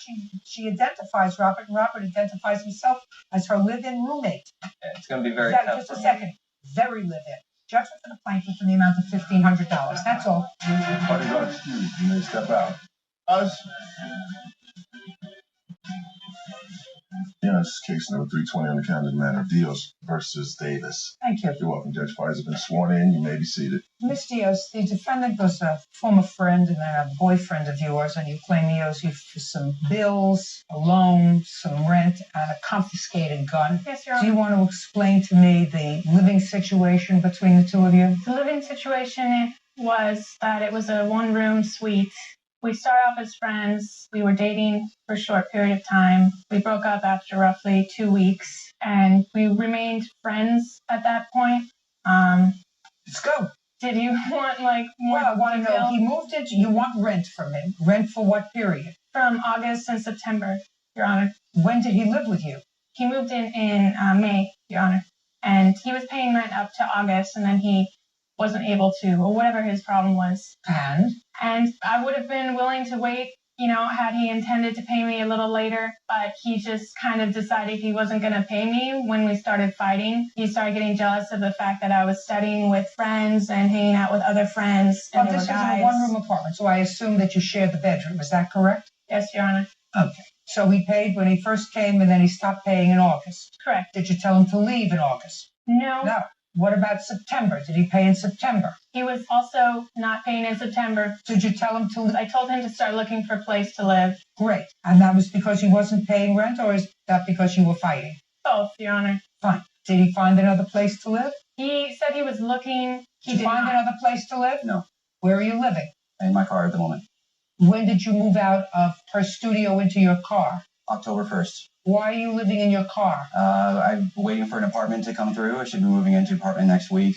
But right now, I'm just living in my car. I don't have a place to stay at the moment. What kind of car are you living in? The 2001 Civic. And where do you park it to sleep? Sometimes I leave it near a friend's house or leave it in Little Tokyo or a parking garage. And you shower at friends' houses? Yes. What's the name of the last friend with whom you showered? Daniel. Do you sometimes stay in his house? Sometimes, yes. Okay. Just wanted to make sure that this living in my car wasn't something that I was visualizing you doing on a regular basis. Not every night. Right. Okay. As long as we understand each other. Okay. Do you owe her rent? No, I do not. Were you paying her rent? We didn't have any verbal contract to pay rent, but I was giving her money here and there to help out. How much money were you giving her here and there? I tried to give her $300 a month just to consider it close to half the rent. Just a second. $300 per month, and you gave her $300 per month when? From when I moved in until August. What happened in August? We started fighting and arguing, and it just became a really hostile living environment. But you stayed there in August. I did. So you owe her $300 for August. And what about September? Did you stay there in September? I did, Your Honor. Did you pay it for September? No, I did not. Then you owe her $300 for September. What else do you think he owes you for? Ma'am, I lent him $800 to get his car out of impound. When? This was on the 13th of August. How did your car wind up in impound? When I first moved out here to California from Missouri, I was staying with my uncle. I stayed with him for about a year. We had some disagreements, and I had to move out. I was living in a homeless shelter, and I stayed there for 6 months. And I don't need a whole story. All right, well, this is not War and Peace. Just tell me about your car. Sorry, Your Honor. I got some tickets while I was homeless, and I forgot about them, and my car was rightfully impounded. Why did you get tickets? I was parked in illegal spots. Why would you park in illegal spots if you had no money? I was looking for a place to sleep at the time, or leave my car. I wasn't able to leave my car at the homeless shelter. Do you know that I actually don't believe your story? Okay. I'm not sure why. It's simple. Because I'm looking at you, and I don't believe that somebody who looks relatively normal would park their car when they had no money for a place to live in an illegal spot, risking getting parking tickets and getting load of parking tickets and just ignoring them and continuing to park illegally. I wasn't driving my car, Your Honor. I didn't have a job. I was homeless. I was just trying to find a place to leave it. So why can't you park in a legal parking space? In Pasadena, you can't park anywhere overnight. You get tickets. So I didn't have a private lot. So why do you have to stay in Pasadena? That's where the homeless shelter is. That's the only homeless shelter? There are others, but that was the program that I was following. That's what I was allowed into. Well, explain that to me. Well, you have to do an intake. Conrad, the homeless what are you shelter. doing? You go through passageways, and then you have to be overnight guest. And if they determine that your behavior is okay, then they let you into the homeless shelter and you become a resident. And you live there, and they move you into a bed, and you have to stay there and follow their program. Attend their meetings, look for a job, put money away, and when you move out of the shelter, they give you the money back. And what did they tell you to do with the car? They told me just to figure it out. So you figured it out by just leaving it in illegal spots? I gambled on occasions, and I did lose. Okay.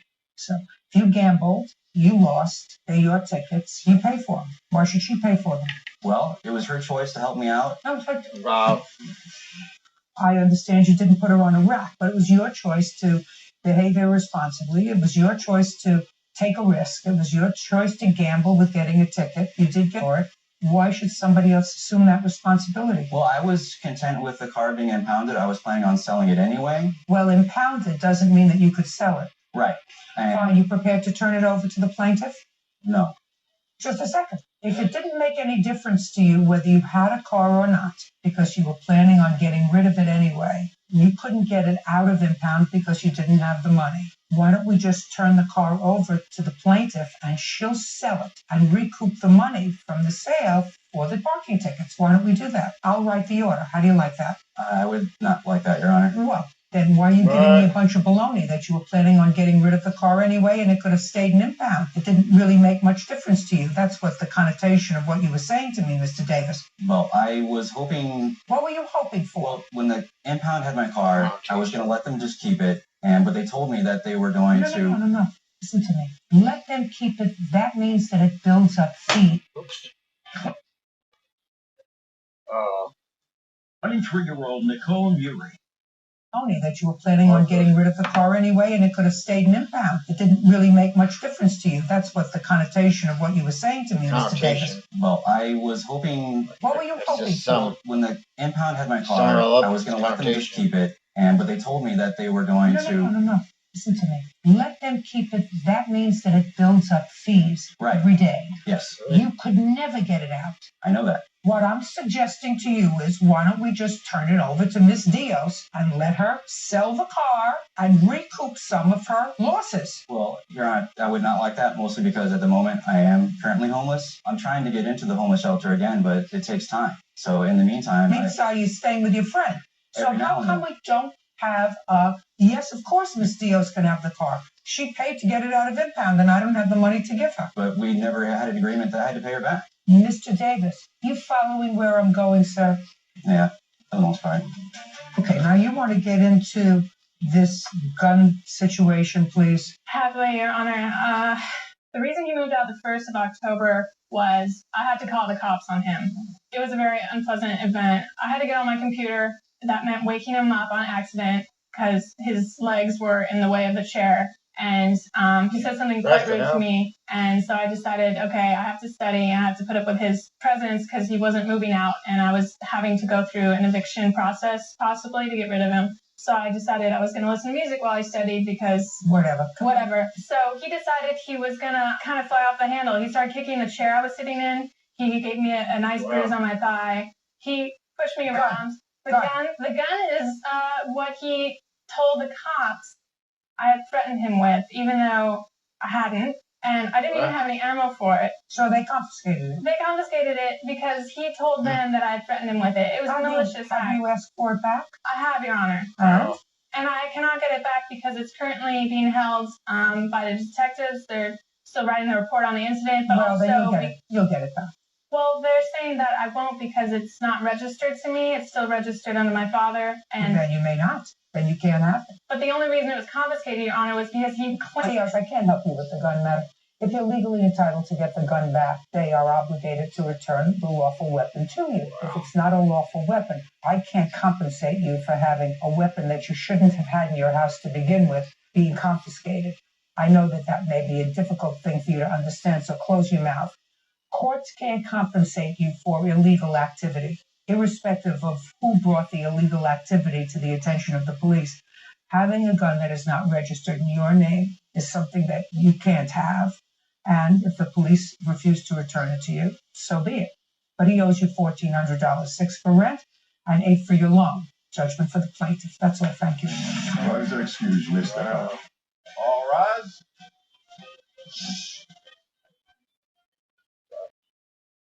Yeah, this is case number 46 on the calendar in the matter of Wallentyne versus Tomaselli. Advisor of the sworn-in judge, you may be seated. Folks, that's... Mr. Wallentyne, it is your claim that the defendant assaulted you at a party, causing you physical injury. You had substantial dental bills. You still have some work that has to be done. You want to be compensated for the assault. Mr. Tomaselli says that you started it, he finished it, and were unruly. You touched him first, and he acted in self-defense. Is that correct, sir? Yes, Your Honor. Okay. What is your name? Amber Trill. This is the lovely Amber. Sit down, Amber. I'm not with you yet, but I will be. When did this happen, Mr. Wallentyne?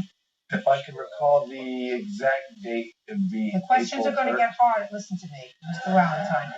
The questions are going to get harder. The date should be something that's fixed in your memory. The night of April 3rd, 2001. See, we're not going to play with each other. The only one that has a good time here is me. And you and the lovely Miss Amber were at a party together? Yes. Whose party was it? Kind of my party, a going away party. Going from where to where, Mr. Wallentyne? I am from New Mexico, so I was visiting. I do live in Seattle right now. And in whose house was the party? It was kind of an office building that they renovated into a music venue. And how did Amber get to the party? On her own. You don't know how she got there? No. Was she a friend of yours before April 3rd of 2004? Yeah, we've known each other for about 3 years. But you did not know Mr. Tomaselli? I did not know. All right, so give me your version, please, of what happened on the evening of April 3rd It was going well. The music was going. I did notice Ed and his friends hanging out at the party earlier. I didn't. Mr. Valentine, Sorry. could you try to focus on me, sir? Focus on me. Not up in the air, not in the heavens, not at your shoes. Try to focus on me. So when you're thinking, you can think and look at me at the same time. Okay. To my left, Amber was standing in the corner, talking with some friends. We gave each other a hug. We ended up talking for about another 5 minutes. Finished, continuing going into the hallway where Ed was standing. Said, "Oh, hi Ed. This is my friend PJ." "Hi Ed." And instead of extending his hand out to greet me, he just cocked back and punched me in the face. And at that point, I started bleeding. I stepped back and exited, went to my car because I'm bleeding. I didn't want to fight. I just went, to my party. How come you didn't call the police? Because he had left already. Sure, I could call. How do you know he left already if you went to your car? Because Amber dragged him out. And I noticed this while I was leaving. Okay, Mr. Tomaselli, now let's hear your version of the events. On this night, I'd gone to the party. I was with my friends. How did you get to the party? I had taken Amber out for a couple of cocktails earlier, and while we were having cocktails, I don't drink, but Miss Triolo was. She said she was going to a party she was going to bartend at. Would you like to go? I said, sure. We're going to hook up, go to this party, hopefully go home later to my house. Maybe not. We weren't an item at that time. Could we? Listen, I'm not interested in the potential romance. Okay, but this is how I got it. I'm just interested in how you got this. So you knew her before. Yes, Your Honor. How long had you known Amber? About a year and a half. Had you dated? Yes, Your Honor. You dated exclusively or just off and on? Off and on. Huh. So you saw her on the evening of April 3rd, you had a couple of drinks with her, and then she invited you to come to this party. I did not drink, Your Honor. I don't drink. I haven't drank in years. I'm a wrestler, athlete, professional athlete. Okay. I didn't drink. So I went to this party. Amber was already there. We were standing in a circle. Who was we? Me, my friends, and Amber. Could you look at me when... Mr. Valentine came in from outside, started snuggling up next to Amber. Amber introduced us all. I said, that's messed up. If they're snuggling, I thought I was going to be with Amber, so I walked away. When I was walking away, Mr. Valentine came up behind me, pursued me down this hallway, and said, what's up, dog? Okay, he did not put his hand out. He had his hand clenched. He reached out to me. Through my experience...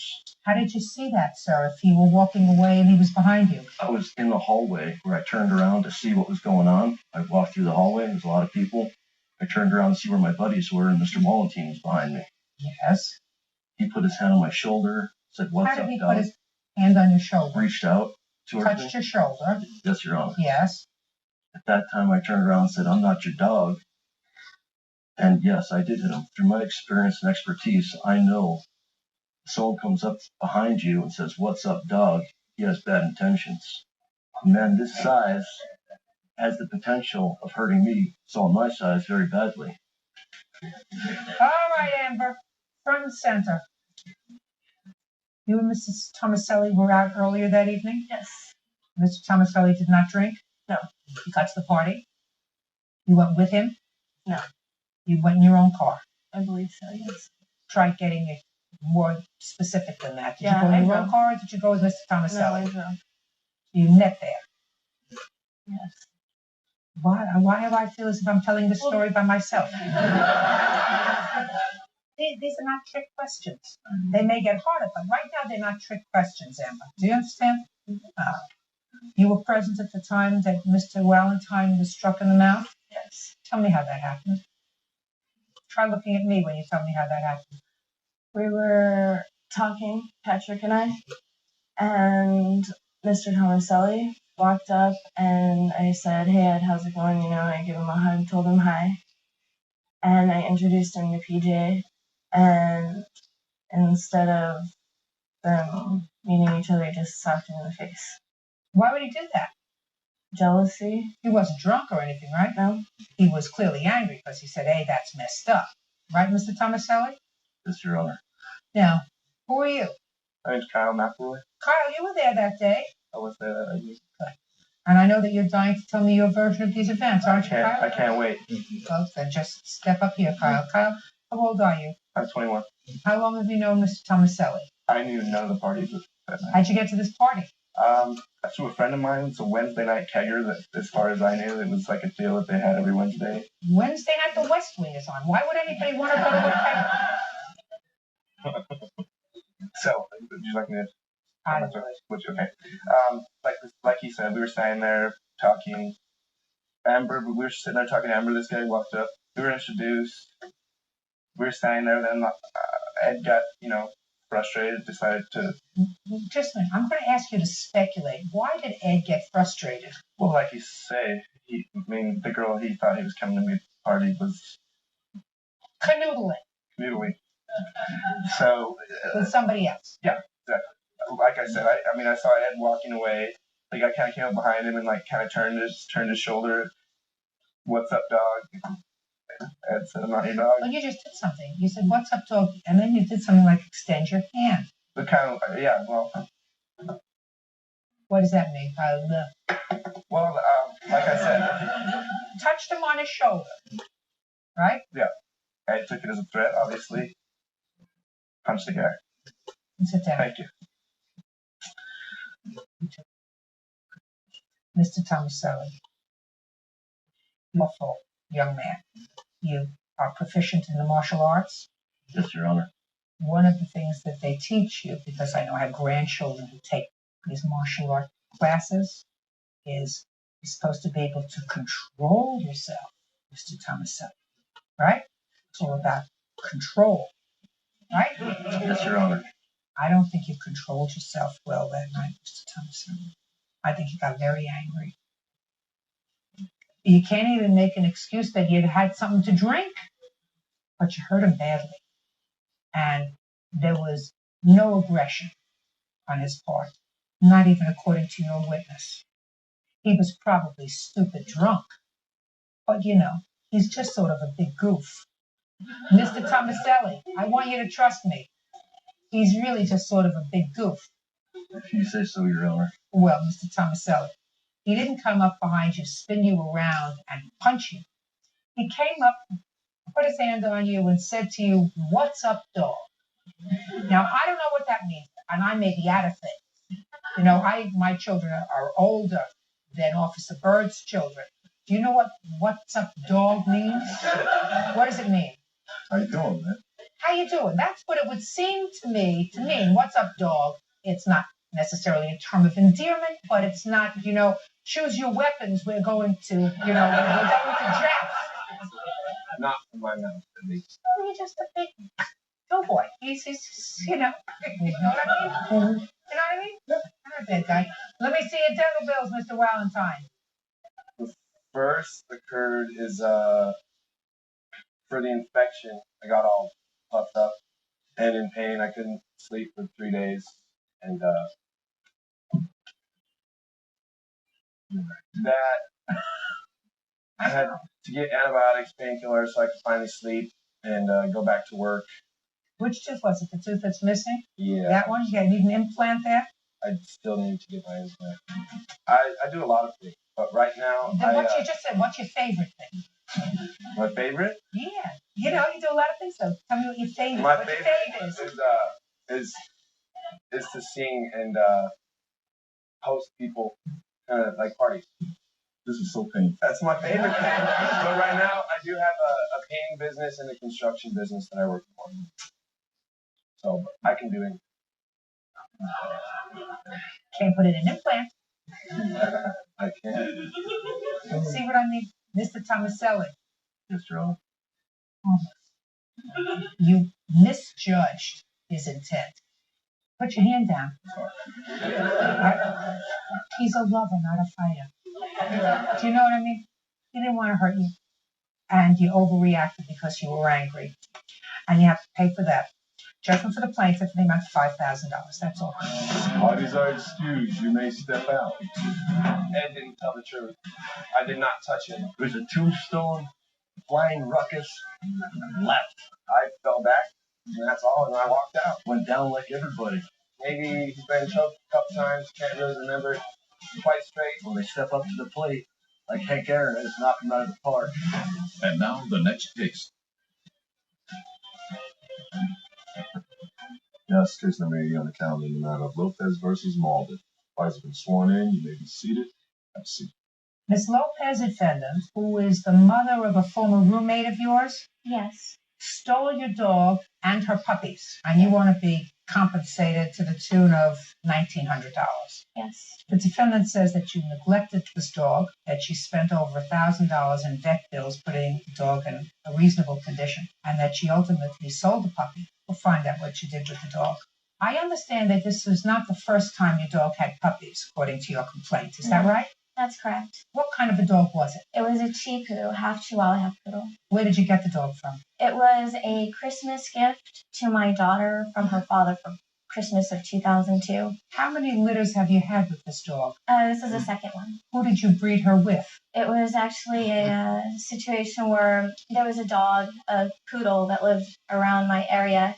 And I had a doggy door, and the dog was able to squeeze through my gate. And while I was at work, she got pregnant while I was at work. So what you're telling me is you don't know really who the father was. No, I do. I know the dog. I know the dog. So it was an accident? Yes. Why didn't you have the dog spayed? Because I figured that I had it fixed. I had intentions of doing it, but it happened too quickly. Well, that doesn't happen too quickly, madam. You had to cut the dog as a puppy in December of 2002. Well, in 6 months, you had the dog spayed. And if you didn't have the dog spayed, then you know that you could run the risk of the dog having puppies. Well, I had intentions of maybe breeding her, but I wasn't expecting it to happen the way it did. In August of 2004, she had her first litter? Yes, that's correct. And is that the first time that Miss Malden helped you? Yes, that is correct. And tell me about that. Well, I was at work, and I had another roommate at the time.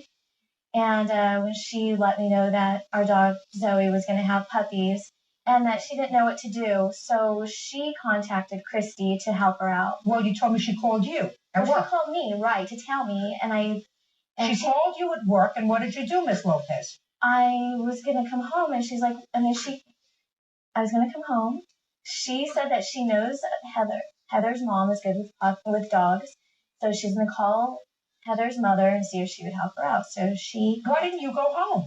Because I was working and I couldn't...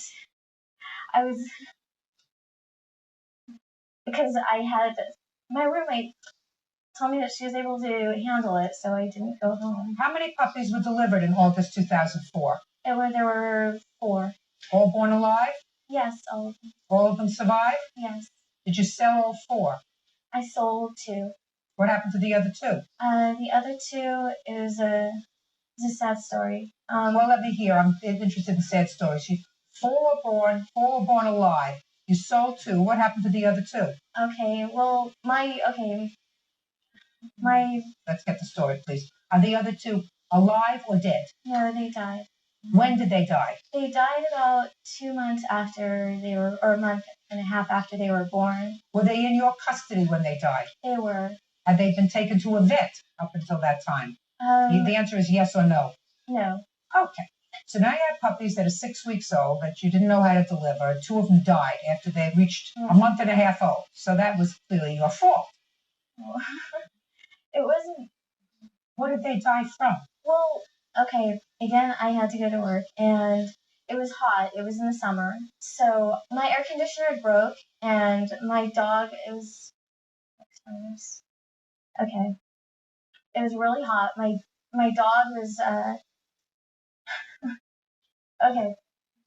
I ended up putting... Okay, I had a dog house outside on my patio, and I put my dog and the puppies outside at night because my air conditioner, it was extremely hot. It was so extremely hot. Well, it was cooler night, so I put them outside. And again, my roommate and I agreed, that I would, that they would go outside. I'd go to work in the morning. She would go and pick, and take them and bring them back in the house. Well, I went to work, and she ended up sleeping in. And I guess 2 of the puppies crawled out of their doghouse, and they died. So again, it was somebody else's fault. No, it was not somebody else's fault. It was my fault. Good. Okay. Now you should have understood, Miss Lopez, that breeding dogs was not for you. I wasn't breeding him. It was an accident. It wasn't something. An accident happens once. Okay. Then you take the dog to have the dog spayed. Right. You did not. No. So the dog got pregnant again. You want to tell me how that happened? It was by the same dog. And it was the same way. Same dog, same way. And you did the same thing. You called the defendant. I called her this time. I said you called the defendant. I read your complaint, and you called her and said what? And I told her, my roommate trusted that you helped deliver Zoe's first litter, and I was like, I need to go to work again. And I asked her if I could bring Zoe over so that she could assist in making sure that she was okay, because I realized that her water broke. And so she, I asked her and she agreed. So I went over there and I dropped Zoe off, and I told her that I would come back and, check up on the puppy. Well, when did you come back? I went to work and then I came back the following day. When did she have the puppies? She had them that day. What was the date? It was about January 30th. Is that the date? No, ma'am. What's the date? She brought them to my house on the 20th. She delivered the puppies the 21st in the evening. She delivered the puppies on the 21st. Yes, ma'am. When did she come back? Sunday. Which is what date? Well, that would be the 23rd. 3 days after she brought the dog to your house. Yes.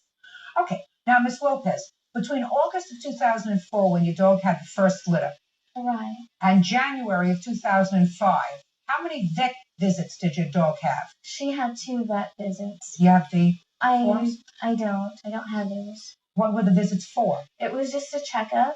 That's it. Getting her shots. And that was it. What's the name of the vet? The vet, I don't have that information. How many dogs do you have? I only have 1 dog. Well, if you only have 1 dog, then it's not a problem. If you were remembering the name of the vet, you remembered what happened in August of 2004, pretty much verbatim. So just the name of the doctor. I don't have that information. I'm sorry. Mr. Mulder, the plaintiff brought the dog to your house on the 20th of January. You delivered how many puppies? 4. Were you aware of the fact that the plaintiff was responsible for the death of 2 of the puppies that you had delivered the previous summer? Yes, ma'am. I was very upset when I found that out. After you delivered the 4 puppies, and they were all born alive? Yes, ma'am. Did they all survive? Yes. What happened with Zoe? When Veronica called me on the 20th, she asked me if I could watch the dog. And I said, yes, I'm homesick today, so that'd be fine. I'll watch her for you. And she brought her over, and she said, I think her water broke. And so I watched her, and the dog, her water didn't break, but she kept throwing up. So that happened throughout the whole day on Thursday. Friday, she was pretty much the same, but she delivered the puppies, started around 5:30 on the 21st in the evening. And she had a hard time with those, so I had to assist her in those, pulling the puppies out. Because she's so small and so weak. Somebody have a picture of this dog? Yes. I'd like to see. Here's one of the babies, too.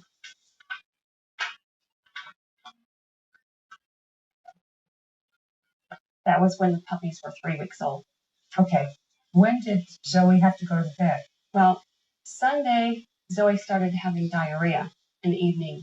By Monday, she was throwing up. I had put her in my bathroom with the babies and came back at lunch to check on them. And she was laying in both feces and nursing the puppies at the same time. I then called Veronica and let her know, the situation, told her they needed to be taken to the vet. And she You remember that phone call? Yes, I do. Did you rush home to take her to the vet? I told her that I was going to come by and pick up the dog. Did you? I did not. No, I did not. Because she didn't explain to me or go into detail on what exactly was happening. I mean, is there something thick? She's had your dog the 20th, 21st, 22nd, and 23rd. She had the dog when the dog delivered the puppies, when the dog was vomiting, which she told you about. She had the dog when the dog had the puppies. Now she's calling you and saying, there's a problem. The dog has to go to the vet. Right. See, I went to her house. It was 2 days after Zoe, or a day after Zoe had the puppies. I went over to her house to go visit my dog and the puppies. I'm talking to you about the day she called you and said the dog is sick. Right. But there's more that goes to that. And how old's your daughter? She is 5 years old. Have you ever gotten a call from school and what's your daughter's name? Alexis. Alexis. Alexis is sick. You have to come and get her. Yes. And you go after work? And yes, I do. You go after work. You say you just hold her there. I'll be there when I can get there. Yes, I do. I get off. No, I apologize. No, I don't tell her to hold on there. I get out of work and I go get my daughter. I apologize. I was missing. Oh, that's what I'm asking you. Yes. That's what this lady said. She said this dog is very ill and has to go to the vet. I understand that. What do you understand, Miss Lopez? What you have to understand at your age is you got enough on your plate without a dog. You got enough on your plate taking care of yourself. Now you got enough on your plate taking care of yourself and a 5-year-old. You certainly don't have any room up here to take care of yourself, a 5-year-old, a dog, and 8 puppies, because you had 4, 2 you lost, and 2 more you had, because you couldn't figure out that doggy door was going to be open and closed and open and closed and open and closed. So you got to think about that. You didn't use your brains to think about spaying the dog when you were supposed to. The dog got pregnant, had puppies, because of your neglect to die. So it would seem to me somebody in their right mind would say, listen, I better have this dog spayed now, or move to a house that didn't have a doggy door. Not you. You kept the dog, you kept the doggy door, and what do you know? Neighbor's dog comes in again, and once again your dog is pregnant. And you are running to work. So you call somebody else to clean up after you. Well, I was working, and she called me, and she told me she had already taken her to the vet. No. This is after the conversation. No. You said I'll be there. Right. Did you leave work? No, I did not leave work. What time do you get off from work? Sometime in the afternoon, late afternoon. Your Honor. So you had no intention of going over there? No, I did. Did you go and say, I have to leave work? Veronica Lopez claims her former roommate's mother, Christy Malden, stole her dog Zoe and gave away Zoe's litter of puppies. What was the vet bill for Zoe? It was $1,900. Can I see what they had? $1,009.88.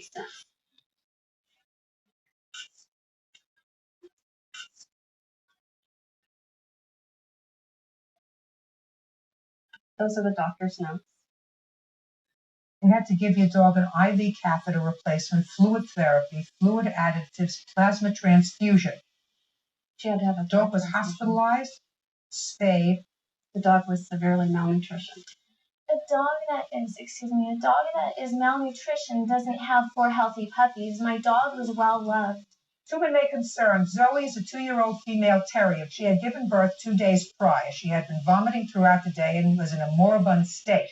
She had a fever, a life-threatening low blood calcium, and had lost 1/2 of her red blood cells. Saving her life required 4 days of hospitalization, a blood transfusion, a plasma transfusion, and abdominal surgery to remove her uterus that was continuing to bleed postpartum. And I'm not denying any of that information. I know that my dog needed help. But the thing is okay, the first day I went to Miss Malden's house to go look at my dog and the puppies, I saw that they were in good care. I did. I saw that they were in great care. And I mentioned to Heather, for your mom doing, this good deed and whatever, I want to offer her one of the puppies. The first thing that she mentioned was that my mom doesn't want one of the puppies. She wants Zoe.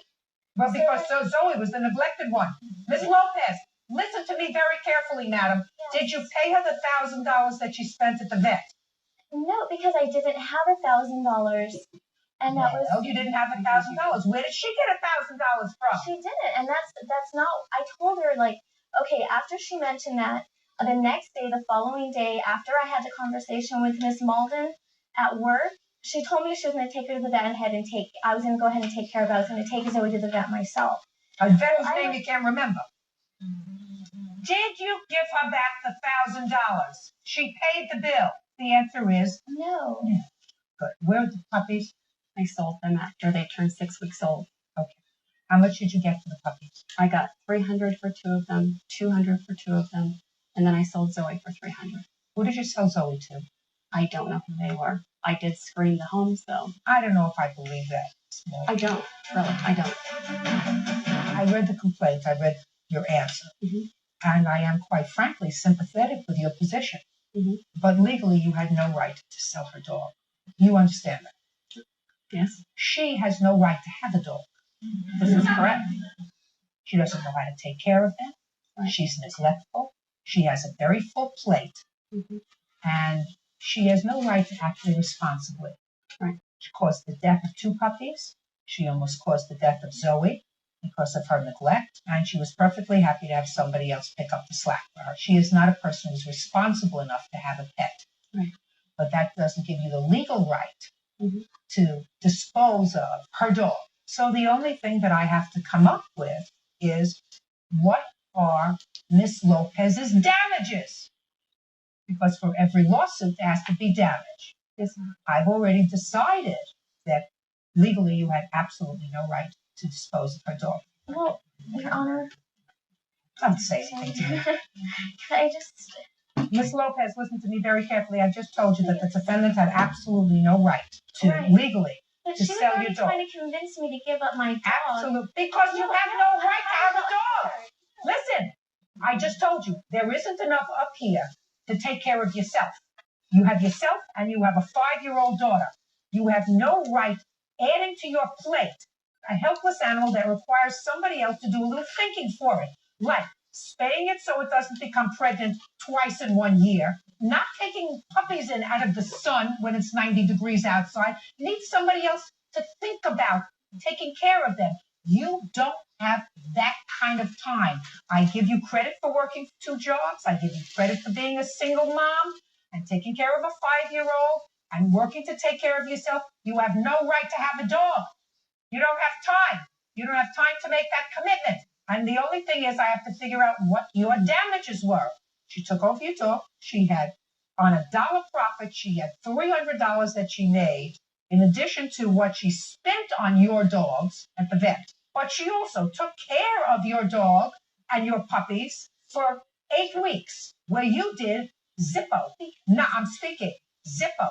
Nothing. As far as I'm concerned, her time in taking care of your pets have to be worth something. If your puppies were with you and you had to feed them for 2 weeks, you would have had to take off from work to do that. Otherwise, you would have neglected them and turned them over to your roommate who let 2 of them fry out in the sun, which would have been an unsatisfactory resolution.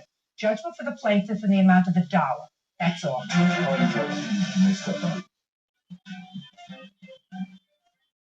It's case number 41 on the calendar, the matter of Peterson versus Marmalade. Parties have been sworn in. You may be seated. Gentlemen, have a seat. Miss Peterson, the defendant is your former mother-in-law. Correct. You were married to her son for how long? 6 years. And he, according to what I've read, died suddenly. Yes. When did he pass away? July 5th, 2005. And what was the cause of death? It's a cerebral hemorrhage, but the cause of that, the underlying cause was drug abuse. No, it was not. I have a copy of Your Honor. Your Honor. I wasn't asking you anything. I understand. It is your claim that the defendant called in a report to Child Protective Services. Yes. Against you. It was false, and you want to be compensated. Correct. The defendant says that she never placed that call, and you seem to indicate that you are going to be able to prove to me that she did. She also complains that she no longer sees her grandson, despite the fact that there was a time when she did see him regularly. Okay.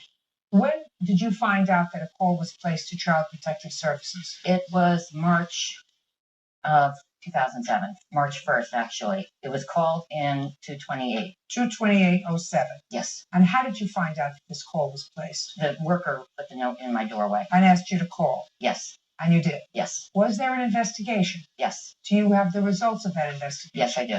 Unsubstantiated. Now, Ms. Marmaleo, you did not call Child Protective Services? Absolutely not, Your Honor. Okay, and you know nothing about how Child Protective Services was contacted? Yes, I do. Patrick called me. Just a second. Okay. Patrick is your grandson? No, Patrick is witness on Kim's side. Who is this? That's my boyfriend. Okay. The boyfriend called you and told me, forget taking Dante to school tomorrow. He said, we have a DCF appointment. He said, you and one of your old cronies probably called DCF. I knew nothing about it, so help me God. I went to school the next day. What are you doing at the child's school? I have volunteered at all the schools for many, many years, besides my work. Okay, go ahead. So I went to school to see the principal, and I asked her, I said, what's the situation? I heard from Patrick. You cannot tell me what the principal told you. All right. She said... You can't... What words I'm did you sorry. understand? You cannot tell me what the All principal right, said to you. I found out that the school. You can't called. tell me what you found out. That's how I found hearsay. out, though. I did not Okay. call. You I did did. not call. I did You email. did not. Just a second. You did not call. Is No, what I you did said, not. and you had no knowledge of it until the plaintiff's boyfriend called you and said, "You're not taking the child to school anymore because of you. We have an appointment with Protective Services." Your Now, Honor. this is dated March 21st. They are closing the investigation because the allegations were unsubstantiated. Correct. Do you have what the allegations were? I have the report where it says clearly that she had called. I'd like to see that. That's very important. And that's an email from. That's the reports from DCF. Investigation protocol.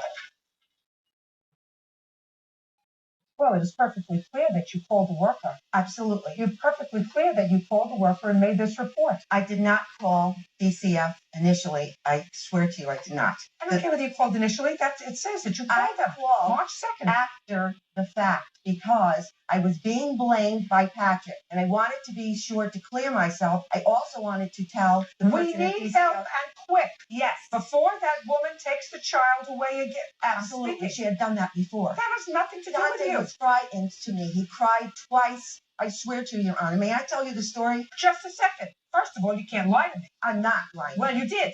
Absolutely You did. You not. absolutely did. I did not make the initial call, Your Honor. I didn't use the word initial. I did. Listen to me. I didn't use the word initial. Well, I said, did you call Child Protective Services? You said no. And it's clear to me from you spoke to the principal, and the principal called, and you followed up with Mr. Haas. There's no question in my mind that happened, madam. Yes. And there's no question in my mind that it happened because, according to you, your grandson was crying because he said, Mommy's going to move away. And you didn't want him to move away because you've taken over his education, you pay for his school in a private school, and you get to see him regularly. And according to you, which is what you just told me, she had taken him away once before, and you weren't going to have that situation happen again. That's what you said in your email. That's exactly what you said in your email. If you allow me, I can explain that to you. 2 days prior to the principal calling, Miss Peterson went to the playground and said to the teacher, Dante should be able to call me anytime he wants. To visit my son. Just sorry. You didn't. Shh. Listen to me. Listen to me very carefully. You got to keep it together. Sorry. Say it to me again, just the way you just said it to me. She said to the teacher, allow Dante to call me anytime he wants. Absolutely right. Absolutely. They have no problem. No, I don't like the way you said it. That's how she said it. Do you understand? I don't like the way you said it. You said it as if she was saying something wrong. That's how she approached them. Then she went into the office with a handwritten note, Your Honor, saying that Patrick would be the guardian. That's this gentleman. Right, that has only been in Dante's life a few months. The school felt that was highly unlikely. I wouldn't shoot myself in the foot and do that because she quickly would take our grandparent rights away, and she's done it in the past. Would you please? You're absolutely right. You're absolutely right. Back and could you No, just a second. I want you to hear something. Just a second. You're not following me. Stop shaking, Miss Peterson. Listen to me. I get it. It's sad and unfortunate, but I get it. Can I show you one thing, please? Your Honor, down here where Dante was being interviewed by the social worker, it says Dante, and this is alone by himself outside. Dante reported that grandmother Marmolejo does not like his mother. Dante stated that Marmolejo calls his mother stupid and says her butt smells. I never said such a thing. So Dante's questioned and all this, right down the bottom here. That's an interview with Dante. Well, Dante said it. Miss Peterson, listen to me. Listen to me. There is no question in my mind that the defendant inspired, precipitated the call to Child Protective Services. You her husband? Yes, I am, Your Honor. Pay careful attention. It's not her fault that your son died. You have a grandson that I assume you want to see, and your wife is making all the wrong calls with regard to whether or not you're going to continue to be in your grandson's life. There is no question in my mind that no court will take your grandson away from his mother and turn him over to you. Nobody is going to do that. And listen to me. And the only thing that you and your wife can do is to stay on her good side, which you haven't done. So you better have a really good talk with her. If one parent dies, the other parent is left and hooks up with somebody new, that's an heresy. Pay careful attention to me. She's a mother. She is allowed to say, if there's an emergency, you call my boyfriend who will come and take care of my child. You may not like it. That's too bad. She's the mother. That's the way it occurred, Your Honor. Hey, listen to me. You just said to me, you started to tell me the story. I got it. Don't you understand? I've been in this business a long time. You were absolutely furious. After the school already made the initial call. Listen to me, madam. I got you. You were furious that you went into school. That's not true. You just told me. I was not furious, Your Honor. You were furious that you went into never school would you feel that and way. changed the guardian to him. That's what you just That's told me. why the school got upset. They did. I did not. Would you please stop? Absolutely, positively not. School doesn't get upset. School may have said to you, that's strange. But 2 days later, you called up and said, we need help quick. And before that woman takes our child away again, please call me ASAP so we can talk. Dr. cried about that. What? That's you. He cried to me about that, Your Honor. So help me God. He did. So as a result of that, you spoke to Child Protective Services? My husband's on the school board. The principal told him the Thursday Don't tell me what the principal told him at all. It's hearsay. I'm telling you what the official report from Child Protective Services says. Your conversation with them. That's after I don't care if it's after or before. They made the call initially. Miss Peterson, Yes, you have to take control. I have. Listen to me. You have to understand something. You allowed her to put your son in a private school where she pays the tuition and she volunteers. First mistake. You're right. It was a big mistake. First mistake. He's got to be out of that school, and he's got to be in a place where, if his grandmother wants to see him, there is a specific time that she gets to see him that you control. But you can't take with one hand, which is what you did. Then you did it for the sake of your child, I assume, because he was going to a private school that perhaps you couldn't afford. But absolutely a bad idea. You're absolutely right. Absolutely a bad idea. She cannot have any control about what happens in your home. And you've given her that control, and you have to take it back if you haven't done it already. Yeah, it's over. Okay, fine. So he no longer goes to that school. No. Perfect. Because if you give them an inch, I and you treated may her lovingly. you may be mother of the year, you may not be mother of the year, but he's your son. And once you give these people an inch, you're going to take a whole yard. Do it until they get it, that you're his mother and that you raise him. They had the opportunity to raise their son, good or bad. She knows made I have mistakes, always been good to her. made mistakes or not make mistakes. Being good is not embroiling him in problems. And I absolutely find that this call was precipitated by you, and it was false, and it was based on the fact that you were afraid she was moving. Absolutely not. In the amount of $3,000. That's all. Step out. Thank you very much, Your Honor. Parties are excused. You may step out. Your Honor, this is case number 92 on the calendar in the matter of Kim versus Davis. Thank you. You're welcome. Parties have been sworn in, Judge. You may be seated. Gentlemen, have a seat, please. Mr. Kim, how did you meet the defendant? I met her over the internet, over a dating service, Match.com. And when was your first face-to-face meeting? We exchanged phone numbers and talked, and then she needed some computer services, and I had my own computer business, so we met a couple weeks after that. Where? At her house. But you were going there really for social reasons. Is that right, sir? Social and professional. Social.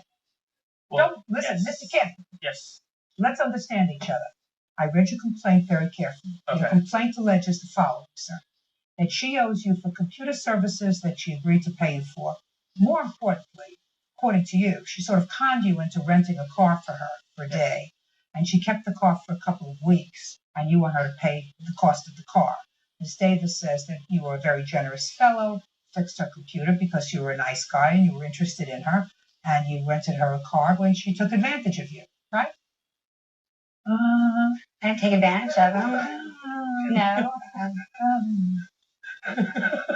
Listen, when you have a legitimate case, don't muck it up with nonsense. Yes, ma'am. Do you understand what I'm saying to you, Yes, Mr. ma'am. Kim? You didn't meet her online because she was looking for a repairman.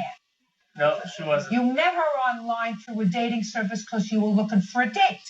Yes, ma'am. That's not the way you get your business, right? Nope. So you went to her house, Mr. Kim, for the purpose of meeting her in person. True. Yeah. You knocked at the door, you rang the bell, and she answered the door, and you went, ah. Right? Yes, I did. And you went inside, and what happened when you went inside, Mr. Kim? I looked around and she had a very nice place. Good. Did you have a meal? Did she offer you a drink? Did she offer you a cup of coffee? Did you go out? What did you do? We just talked and she mentioned that she You were talking. Miss Davis, are you accustomed to inviting people over to your house that you meet on the internet? Don't you know that that's dangerous, madam? I usually do not invite people over to my home. Well, why did you invite Mr. Kim?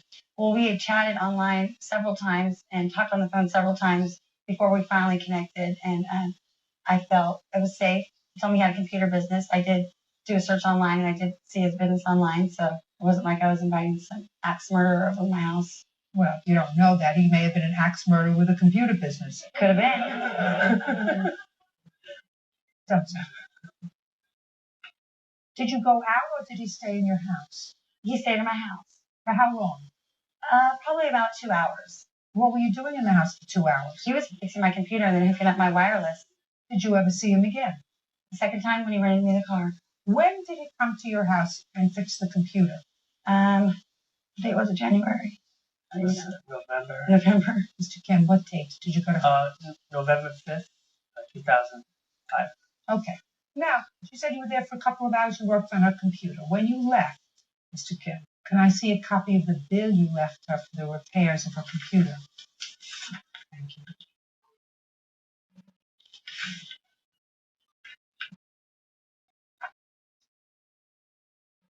This is dated December 15th, sir. Well, I asked you, listen to my question.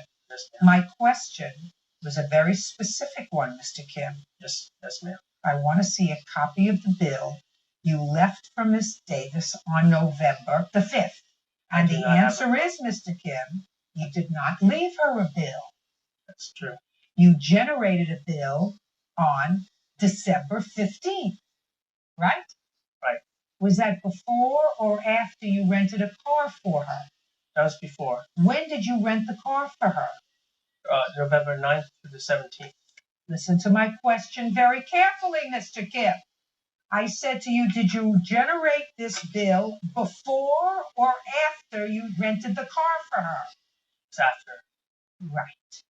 So between the time you fixed this computer allegedly for money and the time you rented the car for her, you did not generate a bill.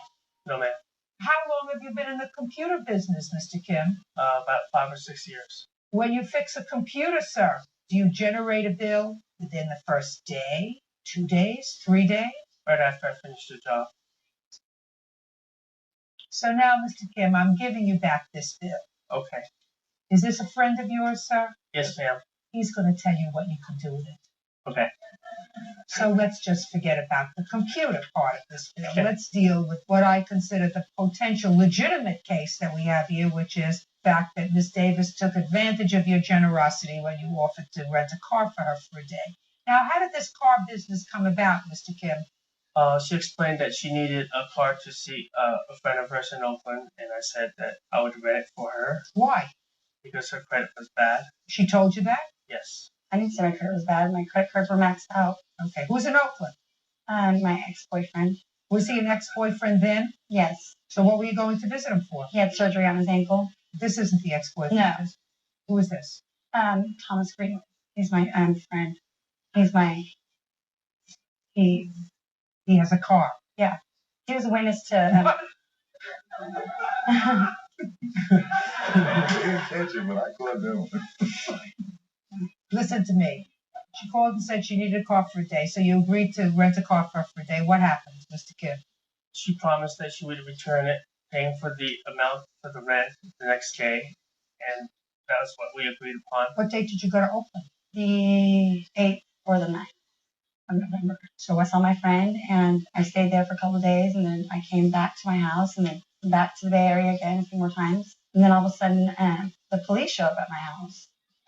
And I was in bed asleep, and they, I didn't lock my door because I lived in a nice neighborhood. I didn't have anything to worry about. And I hear this, when I'm 12, all those CB radios and stuff. And I wake up, and they have guns drawn on me. And I said, "What's going on?" They're all, "We're here for the stolen car." I said, "Stolen car? There's no stolen car." And I said, "Well, we have a report, there's a stolen car here." How many times did you try to reach her between the 8th of November and what date, 16th? Yes. At least 4 times a day. Did you leave any messages? The message box was full. What do you do for a living, Miss Davis? I'm a receptionist for a doctor's office. For how long? 6 years. Same doctor? Same doctor. What kind of doctor is it? Podiatrist. You have any children? One. Where's that child live? Half the time with me and the other half with her father. Oh, now you can stand up. Who are you? I'm her friend. I guess I get to handle the axe murders. How long have you known the defendant? About 7 years. Have you ever met Mr. Kim? Yes, I have. When? The day that he came over to do the repairs on the computer. Tell me about that meeting. It was very informal. I tried to stay away from them. He was working on the computer. I was just there to, lend support. I was over visiting my friend. So she wasn't there alone? Correct. When Mr. Kim came over? Yes. So what do you know about this car, sir? Only that they agreed to... Don't tell me what they agreed, sir, unless you were there when the agreement was made. Well, they talked about renting the car at that point. They did? Yes. Tell me what you heard. I don't recall who brought it up. I just, the fact that she didn't have a vehicle and that they had problems, getting a hold of each other. He was offering and she was, lending it to be known that, Sit down. Why would people come on national television to make a fool of themselves? You don't want to say anything, do you? No, ma'am. I couldn't have. You want to say something? You see, Miss Davis, when you come to court, you have to file papers. Mm-hmm. Paper that you filed was an answer. Mm-hmm. In order to be a good witness, you have to remember what you filed in an answer. Do you understand? Correct. And you have to be very careful because the judge is usually smarter than you are. Right. In this case, it's a no-brainer. Right. So, in this case, what you said was, I was having trouble getting around, and he volunteered to let me have a car, and he volunteered to rent it for me so it would be easy for me to get around. So that when I said to you specifically, very quickly, so that you didn't have time to think, who was in Oakland? Because that you didn't mention in your answer. No. No. He mentioned it in his complaint. That you had somebody that you had to see in Oakland that you needed to rent a car for a day. Mm-hmm. Oh, but I have guys help me out all the time. I've had a guy buy me a BMW before. Well, you must know how to do something right, Miss Davis. I Nobody do. ever bought me a BMW. How much was the car? $11.77 and 45 cents. Now, Mr. Kim, you picked somebody that you hardly knew, right? Yes. That told you that she had maxed out credit cards, or according to bad credit, whichever one. You're a businessman. You're a businessman. I mean, maybe you thought you were going to get some of the benefits of the BMW guy, but that doesn't mean that you lay out the credit card first, sir. Judgment for the plaintiff for the amount of $1177.45. That's all. Parties are excused. You may step out. All rise. Quiet in the courtroom. All rise. Miss. Now, this is case number 129 on count in the matter of Herzig versus Mora. Has been sworn in, judge. You may be seated. Everybody have seats. Mr. Herzig, you were retained by Mr. and Mrs. Mora, according to your complaint, to be the DJ at their son's bar mitzvah. Correct. They gave you a $500 deposit. Correct. Balance due of $650. According to your complaint, you went to the bar mitzvah. You performed your service. The Moras gave you a check for $650. Correct. And then they stopped payment on the check. Yes, ma'am. You want your money. Yes. Mr. and Mrs. Mora say that your services were not up to standard, that they feel as if they didn't get what they had contracted for, that you ruined their son's bar mitzvah. In addition to ruining their son's bar mitzvah, you slandered and defamed them by writing letters to the temple, by walking around with placards outside. I don't know what you said. And they're suing you for a refund of their $500 deposit, as well as another $4,500 for their aggravation. Correct. Where was the bar mitzvah? Desert Shores Community Center, the same location that my young witness had his bar mitzvah. Okay. And how many people did you have at the bar mitzvah? Approximately 100. When did you retain Mr. Herzig? Approximately 2 months before, 2 to 3 months before the event. You have the contract? Yes, ma'am. I'd It like was to see it. actually December 16th, 2004. And when was the bar mitzvah? January 30th, 2005.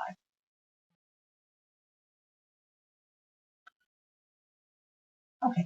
Would you show this to Mr. and Mrs. Moore and ask them whether they recognize signature on that and whose signature it was on the contract? Yep, I have the same one in mine. Yes. Okay, so that's the contract. Yes. Oh. And you showed up. Absolutely ready to do a job. Showed up, and how many hours were you there? I arrived at 4 o'clock p.m. Set up time from 4 o'clock to 5:30. At 5:30, start music. And when did you finish? 9:30.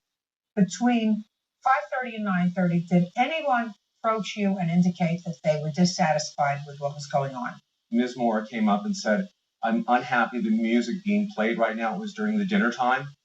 And I said, "No problem. We'll promptly change it," which we did. So other than that one time that Mrs. Moore came up to you during the course of the evening, did either of them come up and say that there was anything wrong with what you were doing? Later on at about 8:40, maybe 9 o'clock, Ms. Moore came up and asked, she had given me originally that evening 4 additional notes to perform and to say. As I remember, something about one of them being guest had graduated from college. But there were a couple. How about those announcements? And I said, we've already made the announcements. I didn't get to them? I'm going to get to you in a second. Okay. When did you get your check for $650? After we put the equipment back into the van, we sat down at the table with Ms. Moore and we requested our check. And we started just kibitzing a little about the evening, and that was it. She gave you the check? Yes, ma'am. Wrote the check right then and there.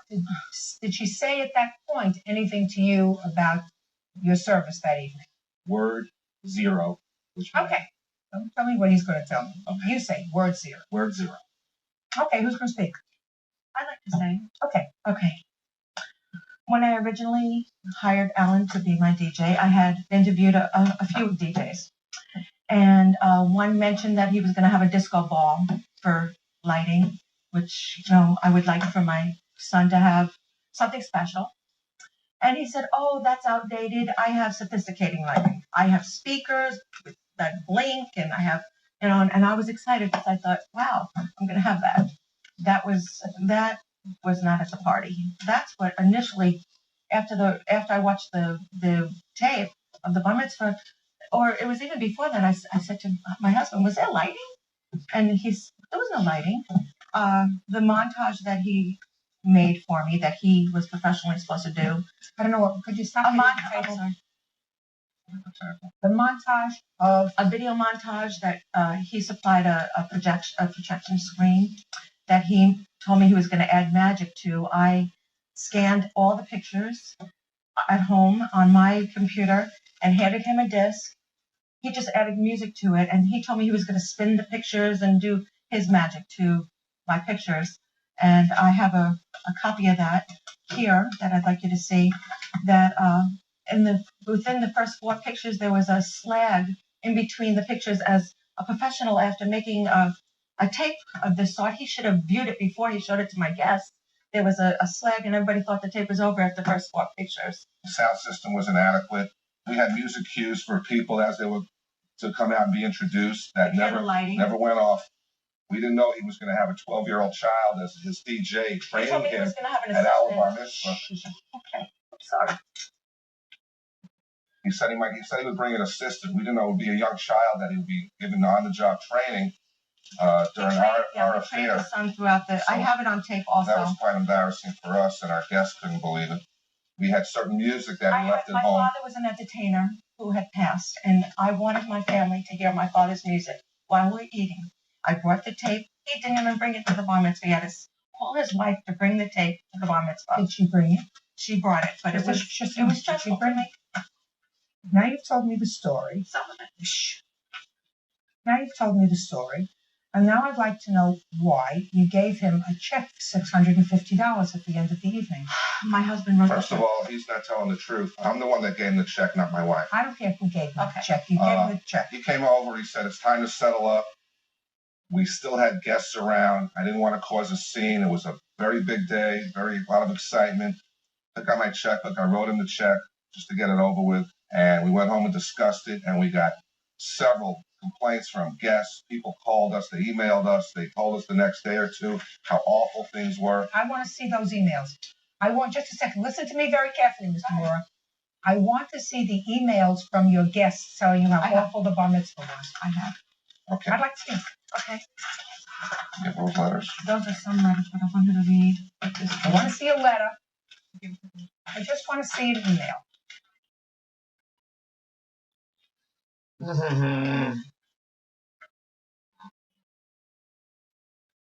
Oh, this is terrible. This is not what I want. This is not what I want. And this is not what I want. And this is not what I want. Did you understand English? English is, I want to see emails that your guests sent to you the day after the bar mitzvah telling you how horrible the bar mitzvah was. These are letters. These are letters 6 months later that you solicited from people saying, I was present at the Mora bar mitzvah. I would like to make some comments about what I observed. Listen to me, madam. On your best day, you're not as smart as I am on my worst day.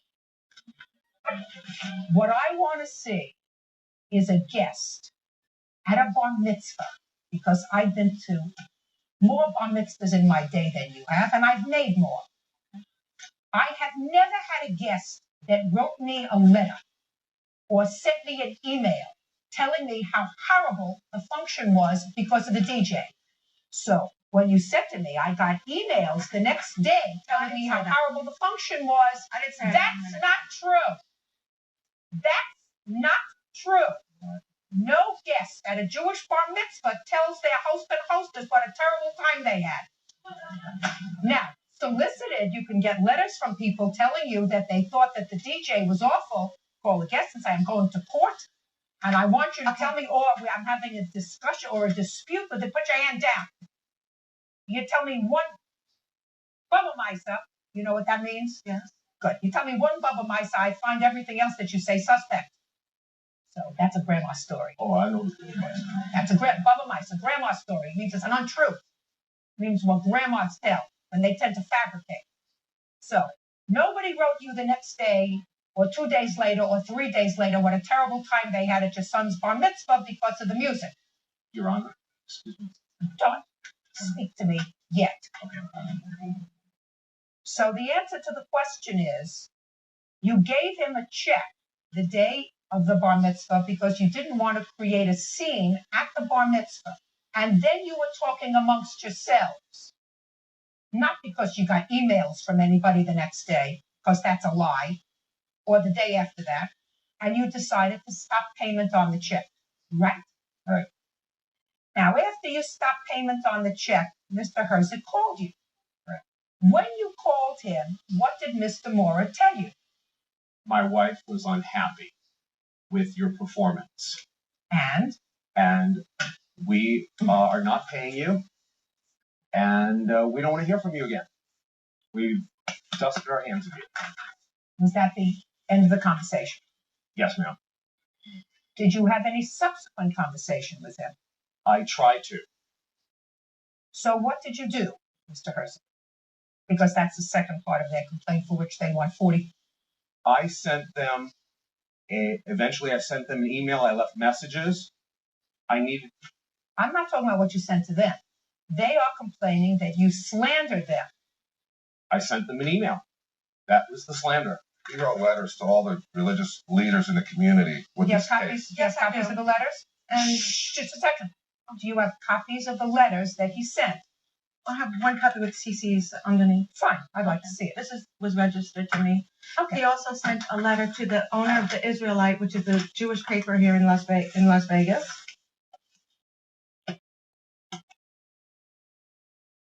I have a letter also from.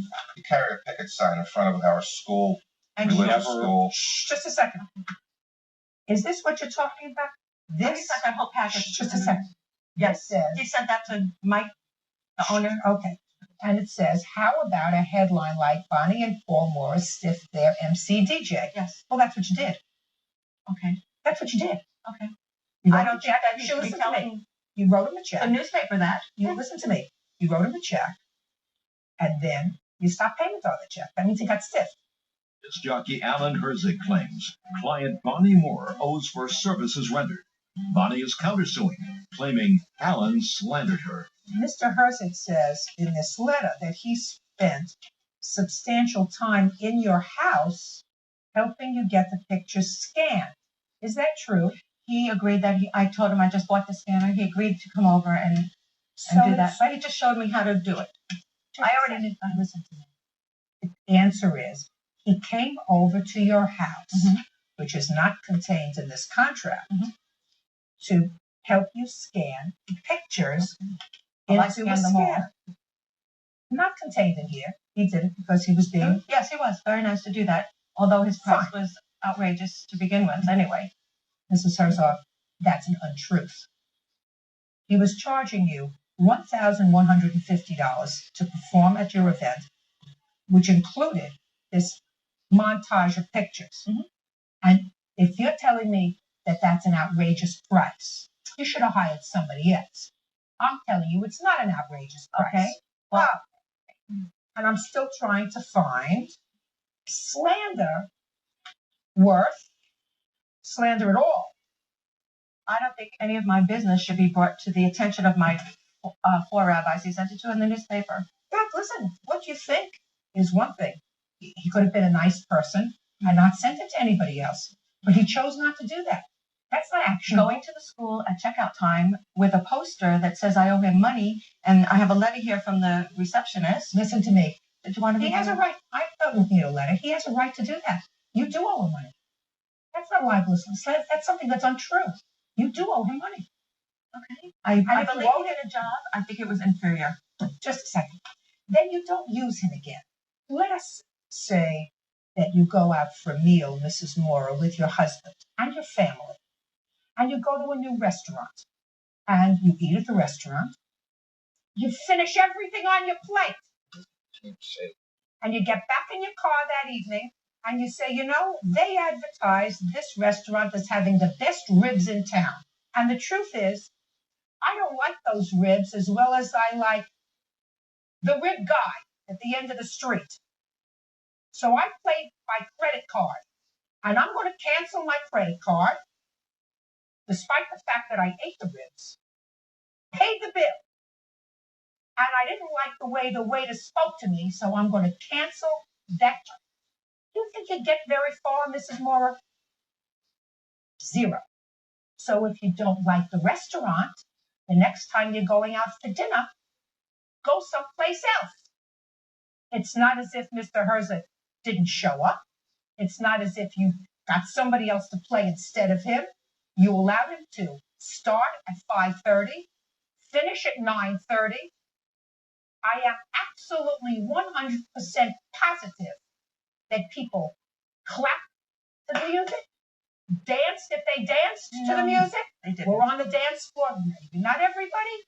Some people were on the dance floor during the course of the event. In any event, you used his services. You ate his ribs.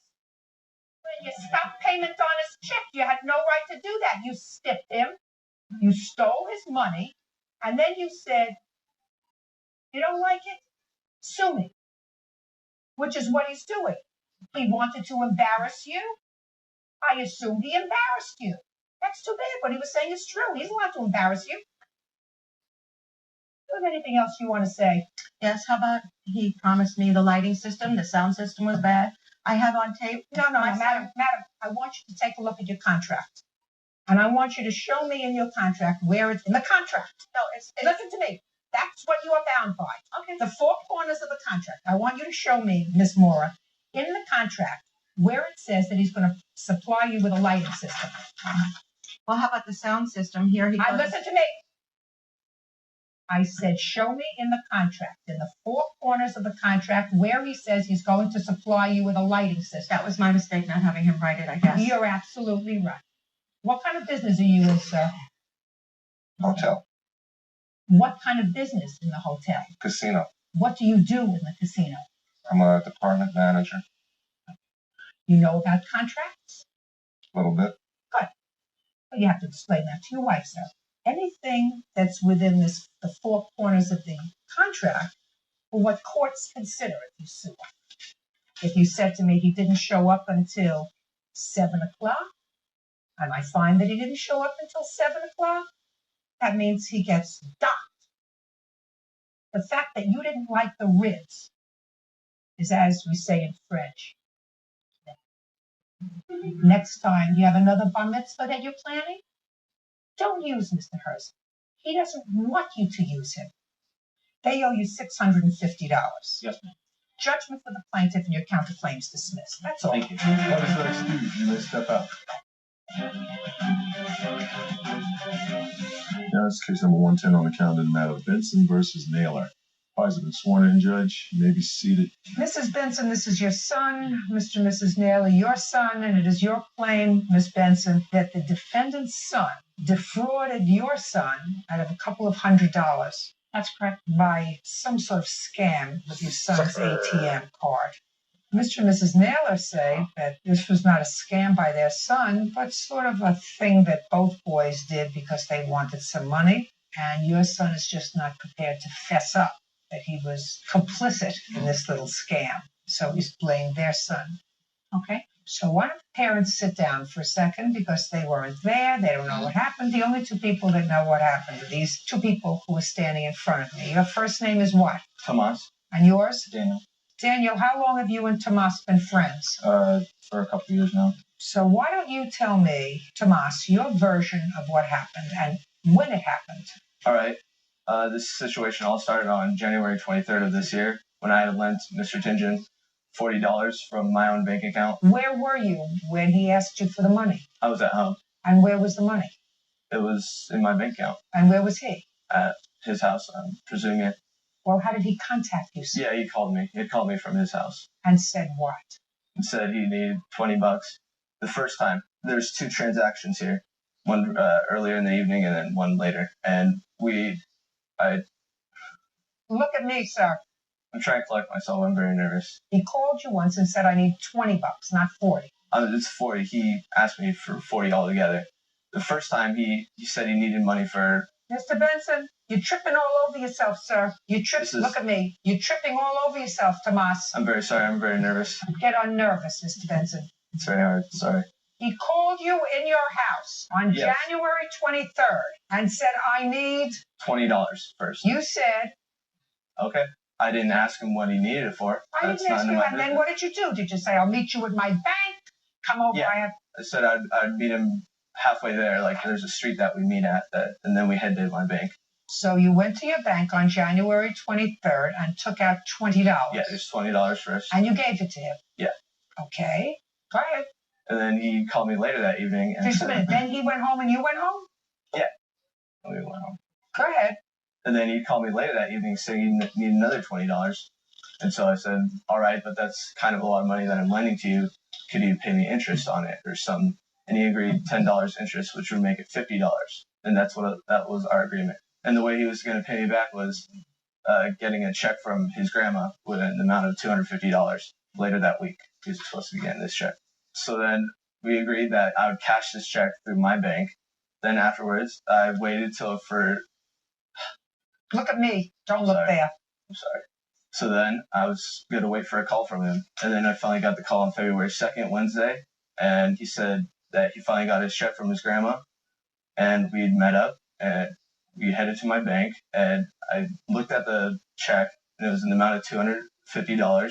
I signed my name to pay the order of Tomas Benson.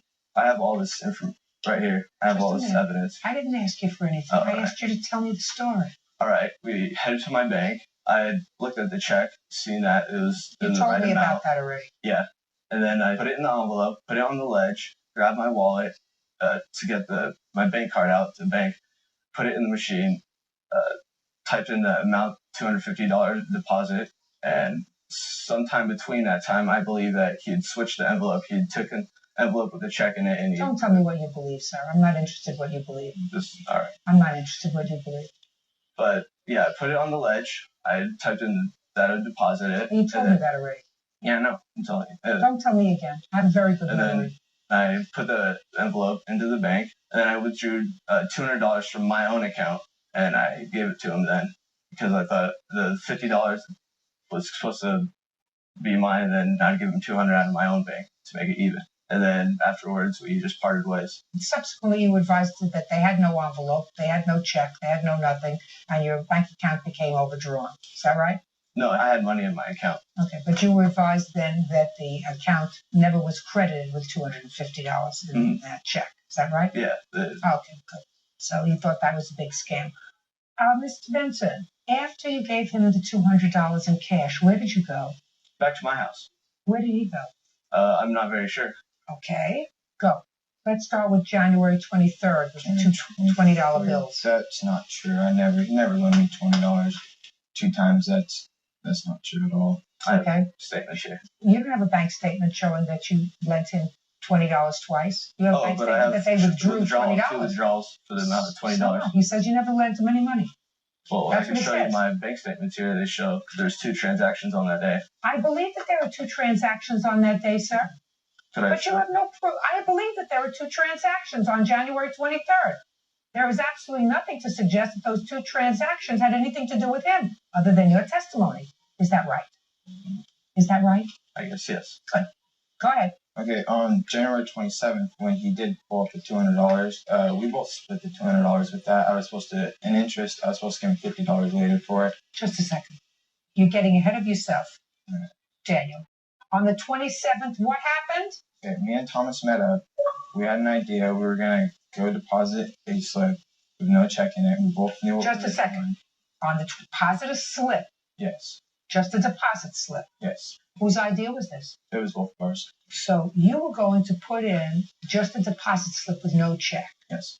Draw out $200, but you would owe him $150. $50 of that was interest. Yes. Which I would have to pay later.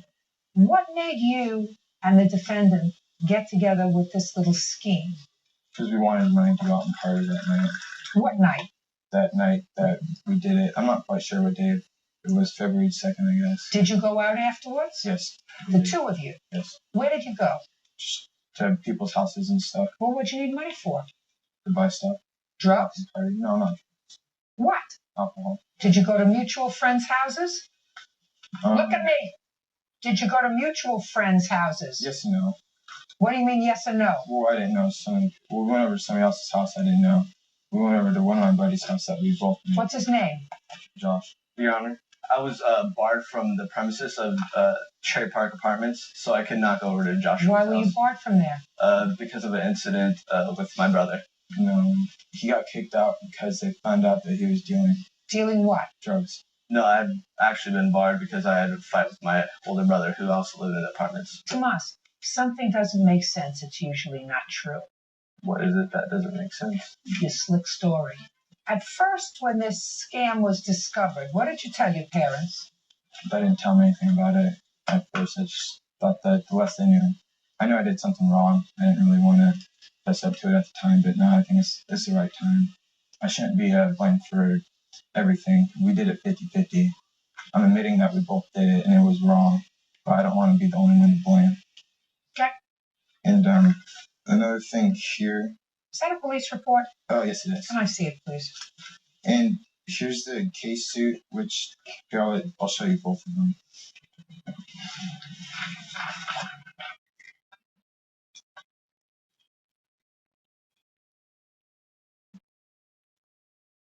Miss Benson, is your son on probation? No, he's not.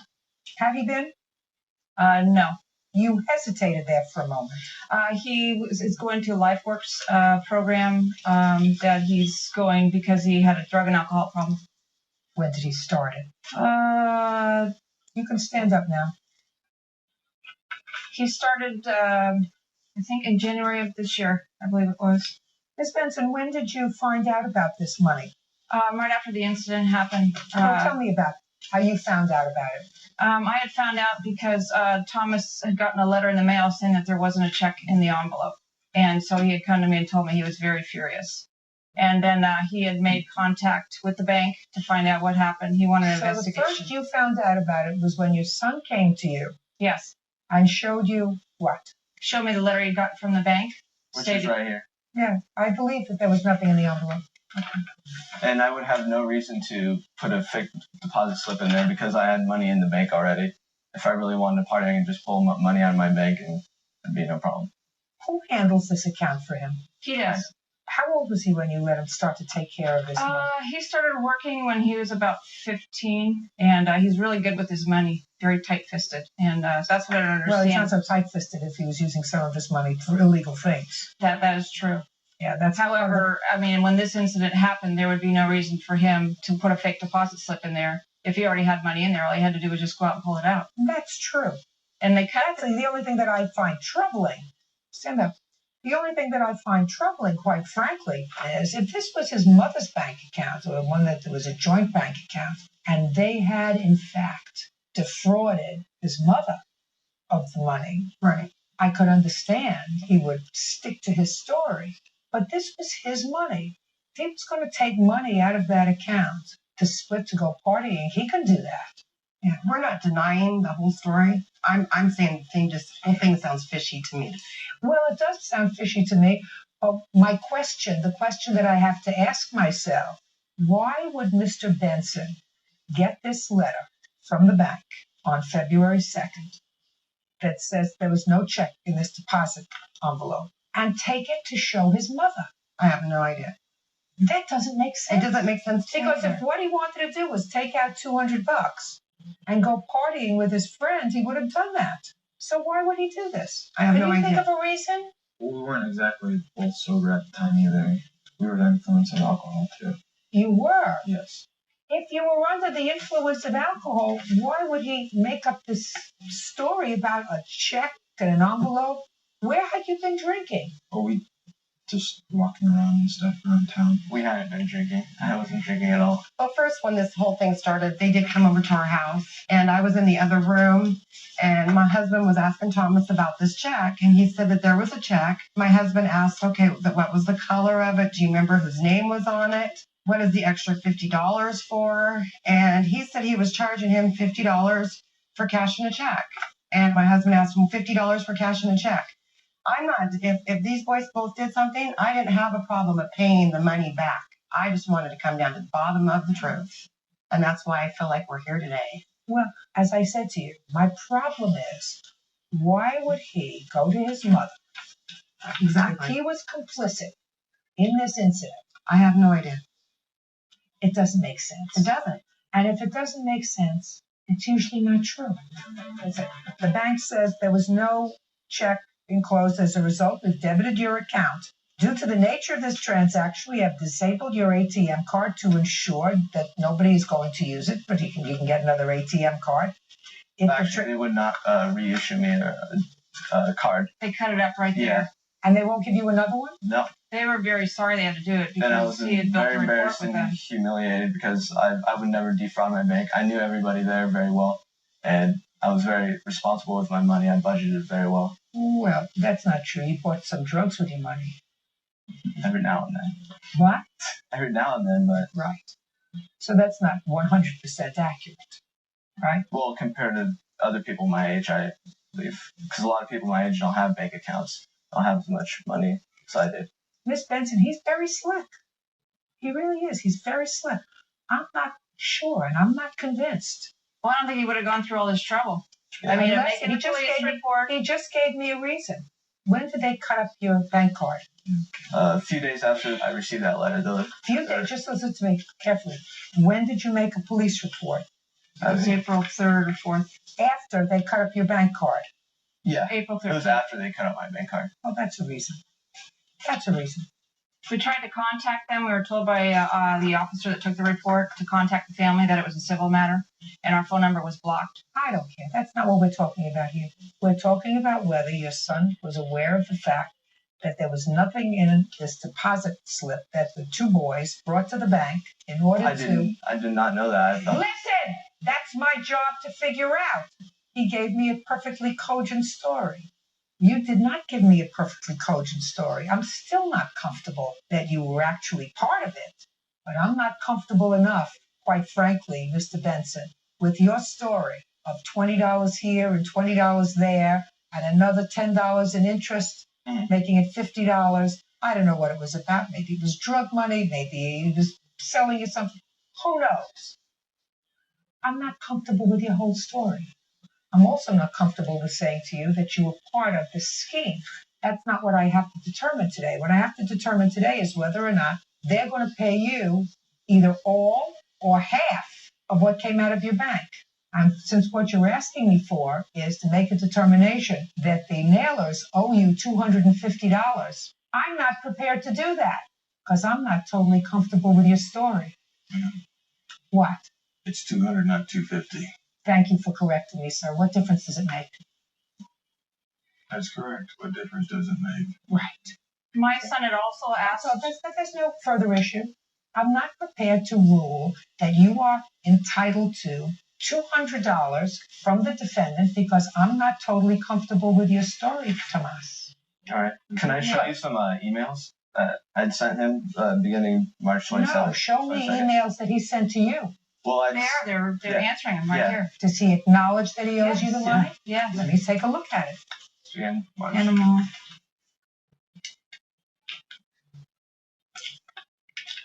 This was on the. Shh.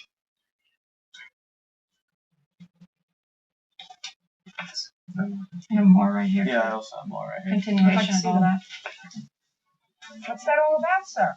These aren't from me. Yeah, they are from you. What do you think about that, sir? They're not. They're not from me. Who's Rob's dad? Robert was his next door neighbor. And what kind of work does he do for Rob's dad? I'm sorry. Your son. He does. They can do yard work for him. And has he done that in the past? Yes. Yes. That's what it says there. I'm doing work for Rob's dad. Yeah, but I didn't write most of this. Couldn't have made it up. Shh.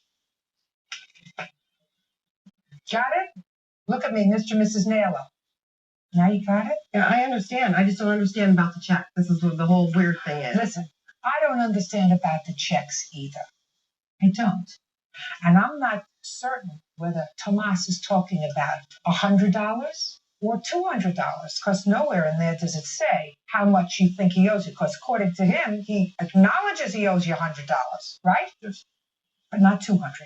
No, I asked for another check, actually. Well, why would you ask for another check? If he didn't have a good check the first time, why would he give you a good check the second time from his grandmother? Interesting. And you did write that, Daniel. Not all of it, though. Daniel! Just tell the truth. If you didn't. Not all of it, though. I'm telling you, but. So you acknowledge you owed him some money, and you acknowledge that you had a job and that you were going to get him some money. Question is 100 or 200. Is that it? 100. Judgment for the plaintiff in the amount of $100. That's all.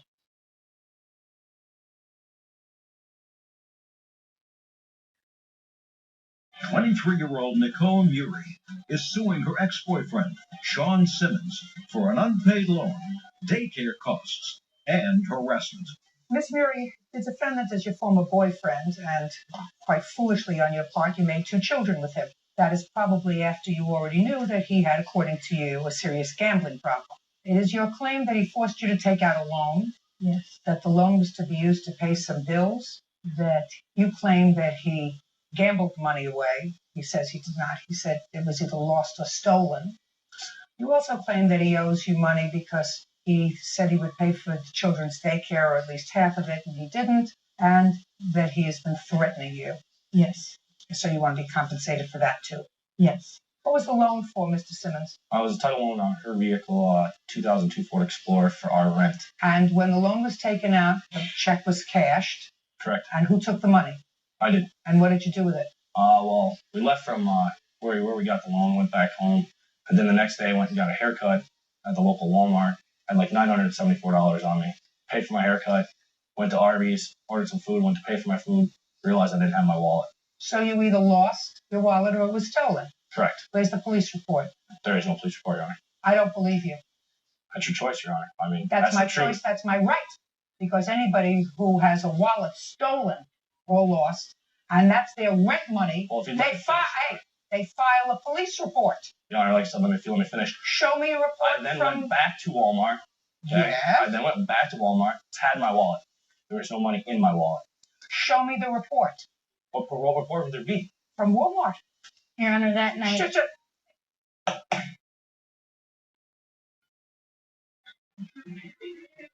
there would be a police report that you were the victim of theft.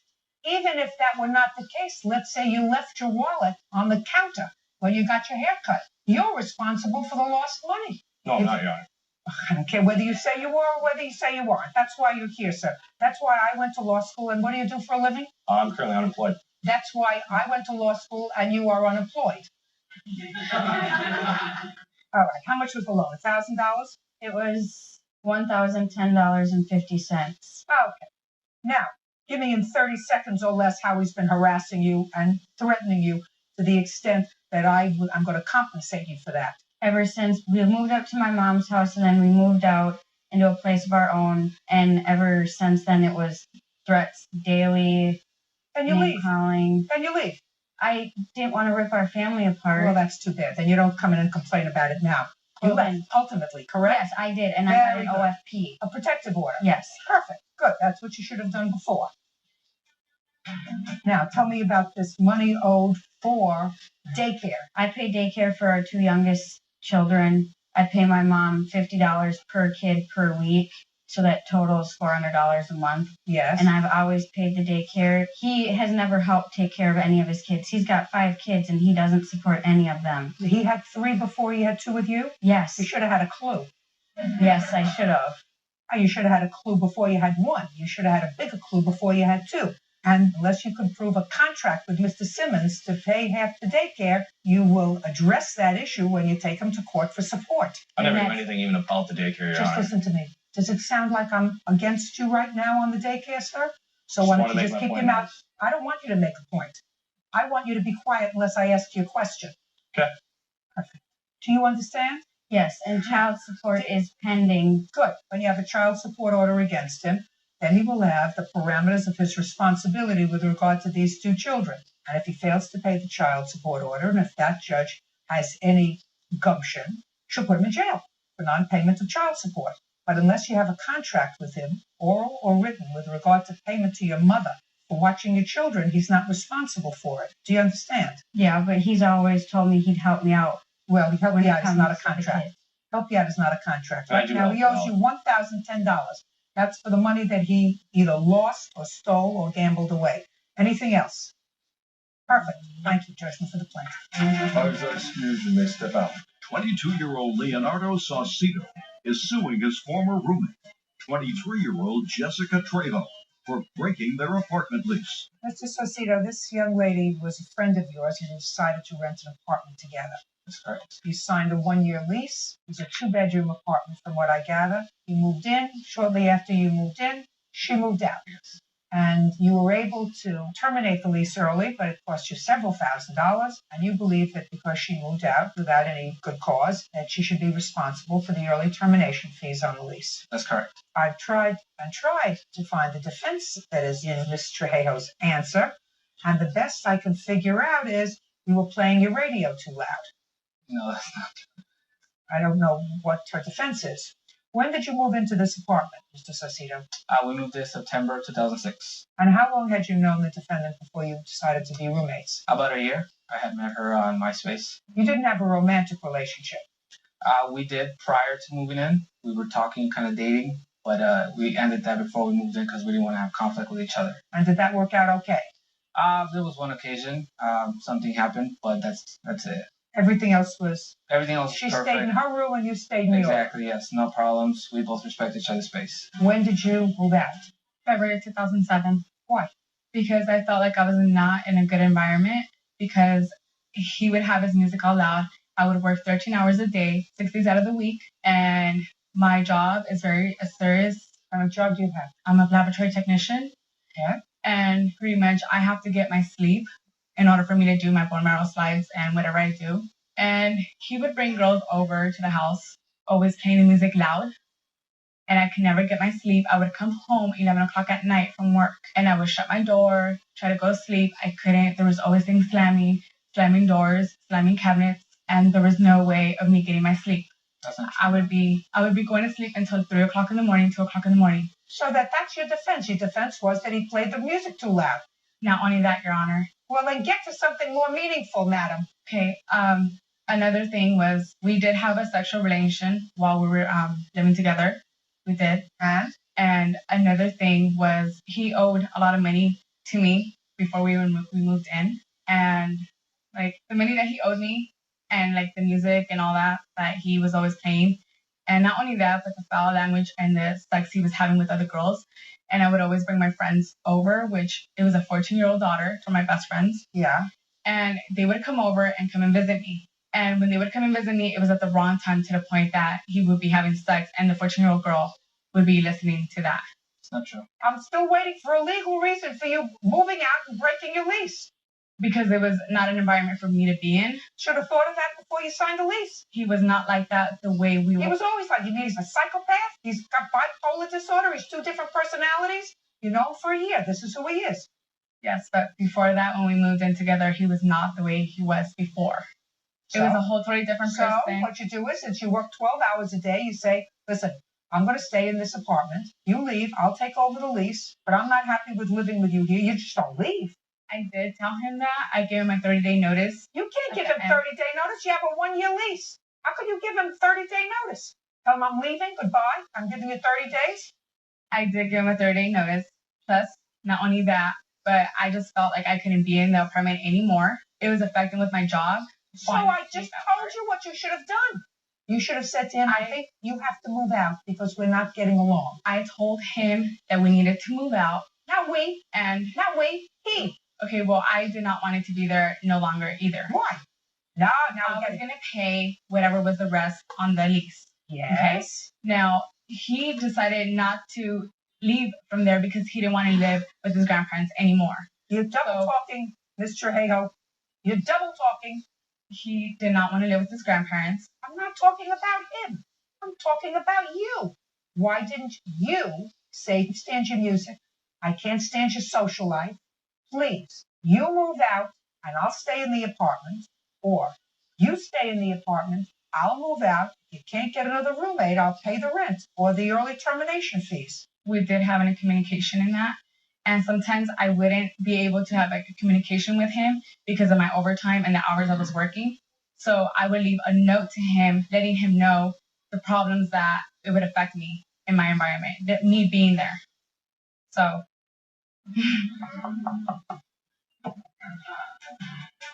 You can't act like a baby. You can't pack up your suitcase and leave when you have a lease, when you have an obligation. Do you understand that? I understand. Where did you go when you left him? I had went back. I don't want you to think about where you went. I want you to just tell me where you went. To my mom's house. That's an answer. And are you still there? Yes, I am. And you don't pay rent? Yes, I do. How much rent do you pay? $500. I don't believe you. How's that? I don't believe you. I think that you're a slick talker. But I think you did the wrong thing with regard to this young man. You have no valid reason that you moved out of that apartment. None. The radio was too loud? Tell him to turn the radio down. You wrote him letters? Let me see the letters. I assume you kept a copy. No, I didn't. Well, of course not, because it's a lot of baloney. You don't like him having women in the apartment? That was your arrangement. Your arrangement was you were moving in as friends. That's why you moved into a 2-bedroom apartment instead of a 1-bedroom apartment. How much did you pay in fees to terminate the lease? In total, I paid $4,145, but I'm only suing for $3,080 because I'm paying for my half of the rent for the 2 months. Let me see your figures, please. How many months did you stay there, Mr. Saucedo, after she moved out? The first week of March was my last week there. And where did you go? Back to my grandma's house. How old are you? 22. And you? 23. That's where you belong. Charging for the plaintiff in the amount of $3,080. That's all. Step out. Charnita Christopher is suing her former friend and child care provider, Vashni Dixon, for her share of money paid to Vashni by the state. Vashni is countersuing for unpaid child care fees. Miss Christopher, Miss Dixon was a friend of yours. Yes, and it is your claim that at some point she needed some assistance. You needed some assistance with child care.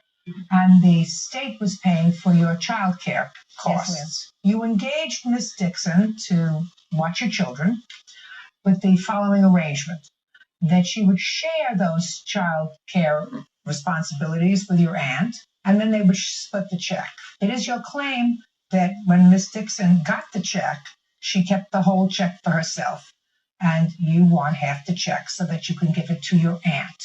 Yes, ma'am. Miss Dixon says that there was no aunt, that she watched the children, but that you wanted her to split the county check.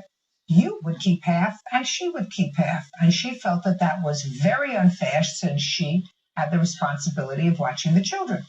She has a counterclaim, and her counterclaim is nonsense. Her counterclaim wants you to pay the difference between what the county paid for childcare and what she thinks she deserves for childcare, the overage, because that's what it says in the contract from the state. Well, that's not the contract you had with her, Miss Dixon. When she told me, we made the agreement. Miss Dixon, that wasn't your agreement that she was going to pay you extra. She was supposed to pay me $4 an hour. The state was supposed to pay that to me that they wouldn't pay all of that. It's her responsibility to pay. It's not her responsibility. How is it not her responsibility? Because I say so. Because that wasn't your contract with her.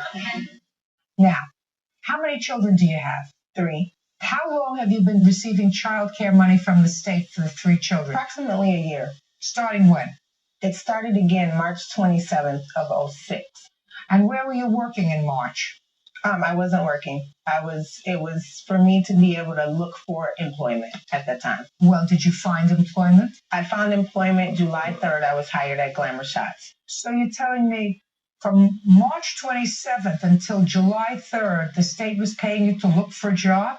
Yes. To watch your children? Yes, ma'am. When did she start to babysit for you? August 7th, 2006. And where were you working at that time? I wasn't working. Well, what happened to the job that you started in July? Oh, August, Glamour Shots. I'm sorry, Glamour Shots. Are you still working there? No, ma'am. When did you stop working there? It's very easy to find out by calling them. When August did you 15th. stop? August 15th. I have my check stubs. All right, so you worked there for a month. Yes, ma'am. And why did you leave there? Because they weren't giving me enough hours. Well, so you left that job because they weren't giving you enough hours and you went to a situation where you weren't working at all. Yes, ma'am.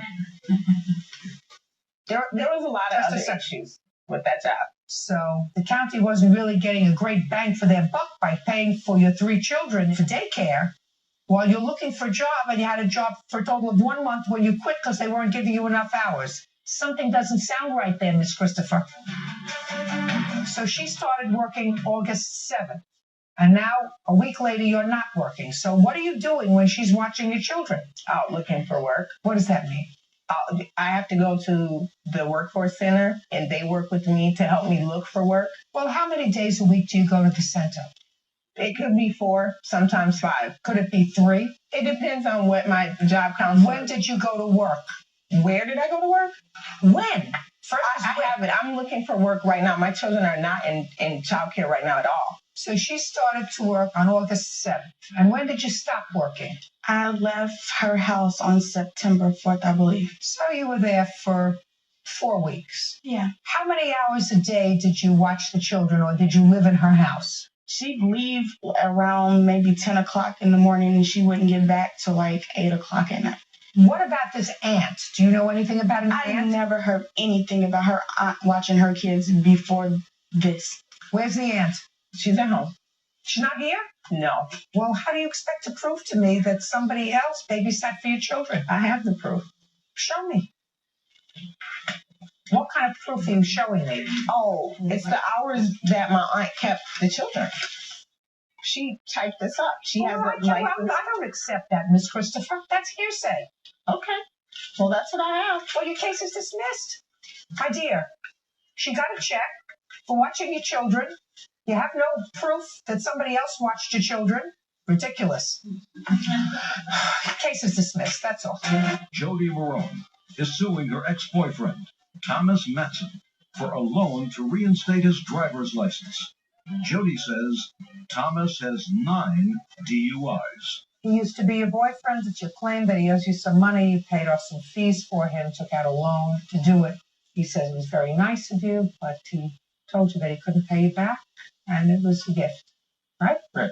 How old are you? 31. What do you do for a living? Work at a sawmill. How long have you worked there? A year and a half. How much do you earn? $13.50. Not very much.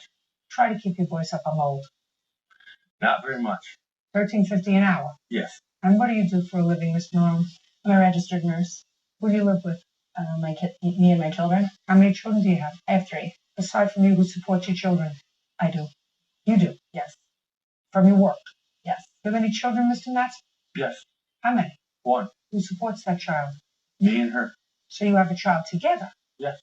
How old is that child? She'll be 2 August 17th. He doesn't pay me anything. You don't live together? No. Is there a court order of support? Yes. How much? It's almost $600 a month. It's just started. I haven't received anything. When did it start? I just got served papers a few weeks ago. Prior to that, how much were you giving Miss Marone for your support of your child? When we were split up? Yes. Nothing. And how long were you split up? It's been like 4.5, 5 months. How do you expect your daughter to eat? He says that I'll take care of it. How did you expect her to eat? You weren't giving her any money. I had enough money to live myself. Who cares? You don't have enough money to live yourself, you don't make another baby. Exactly. So you answered my question, and my question was, she supports her 3 children, and you pay no support, at least for the last 6 months. I talked to an attorney, and the attorney told me not to give her nothing until it was court ordered. So your attorney said to you, you don't have any responsibility towards this child until the court tells you you have responsibility. Is that right? No, just a second. According to you, the thrust of what your attorney said to you was, you don't have any responsibility to pay support for your child until a court tells you you have responsibility. Right? There will be back support. You've been working at the sawmill for a year. Year and a half. Who owns the sawmill? Dave LePage. Mr. LePage says to you, we're going to pay everybody once a month. And you work 3 months. And then he says to you, you know what? I may be going into bankruptcy. I'm not paying you. Let a court tell me that I owe you money. And in case I don't go into bankruptcy, it would be wise for you to continue working.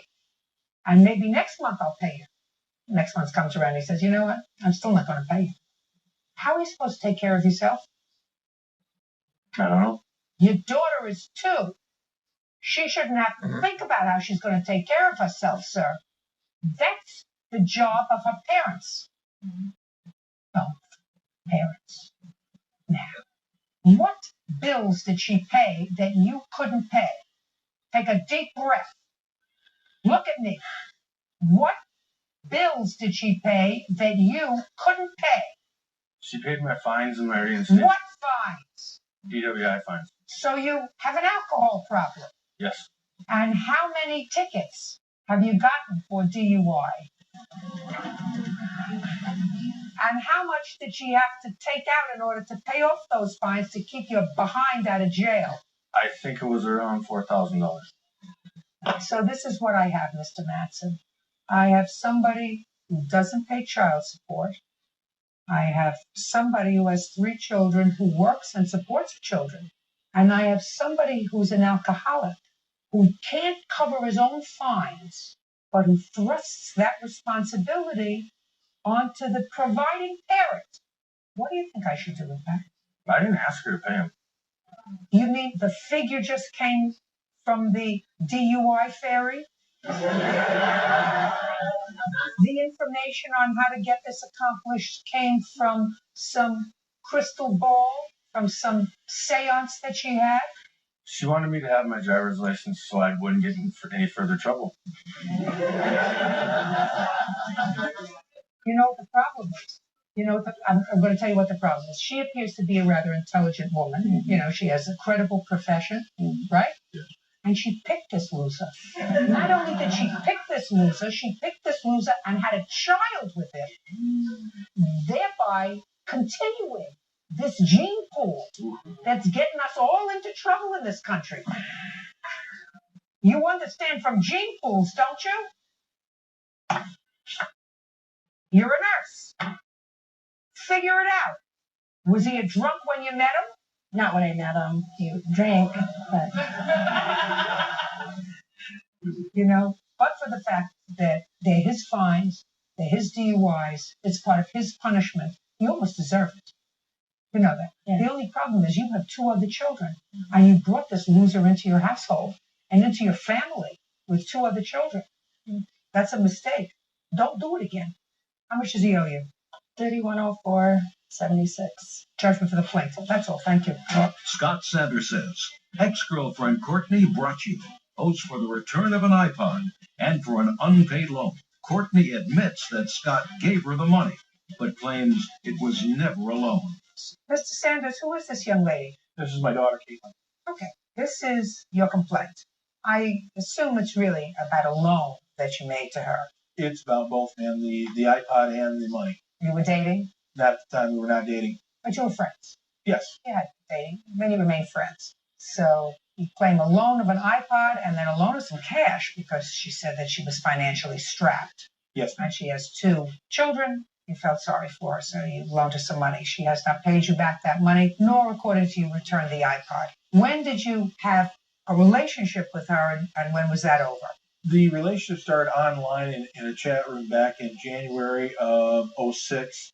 We actually started seeing each other approximately April of 06, and we quit the physical part of the relationship in approximately October of 06. We remained friends. There was a situation where she was actually living with somebody else, and I was not comfortable with her constantly saying she was going to leave this guy, leave this guy. I said, I ain't doing this anymore. Then you got to or get off the pot. She didn't, so I made a decision, we'll be friends. She talked about myself and my daughter. She cared about me. She wanted us to be together. I said, well, when you decide to move on, let me know. And we continued to be friends, talked on the phone, online quite a bit. And that December, I had come into some money, and I decided to buy myself things I'd wanted for a long time. Okay, so in December of 06, one of the things you bought yourself was an iPod. Yep. Okay, when did you give it to her? The day I bought it, I was in Grand Rapids, where she lived. We lived about 35 minutes apart. The day you bought it, you gave it to her in December of 2006. Yes.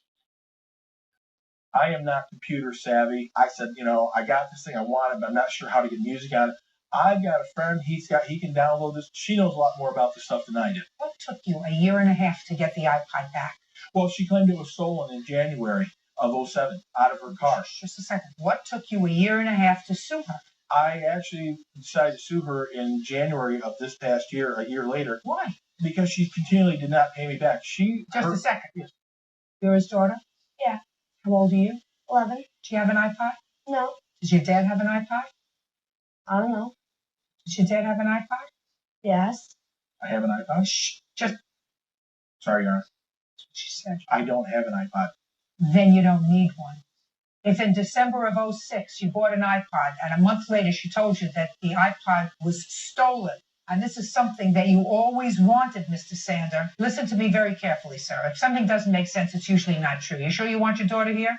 Absolutely. Fine. If one of the things that you purchased, one of the things you always wanted in your whole life was an iPod, and you purchased it in December of 06, and you gave it to her in December of 06, and she said it was lost in January of 07, and you claim now, she says no, but you claim now that you do not have another iPod, an adult like you would have replaced it in the year and a half that you didn't have it if it was something that you always wanted in your whole life, because, Mr. Sander, they're not that expensive.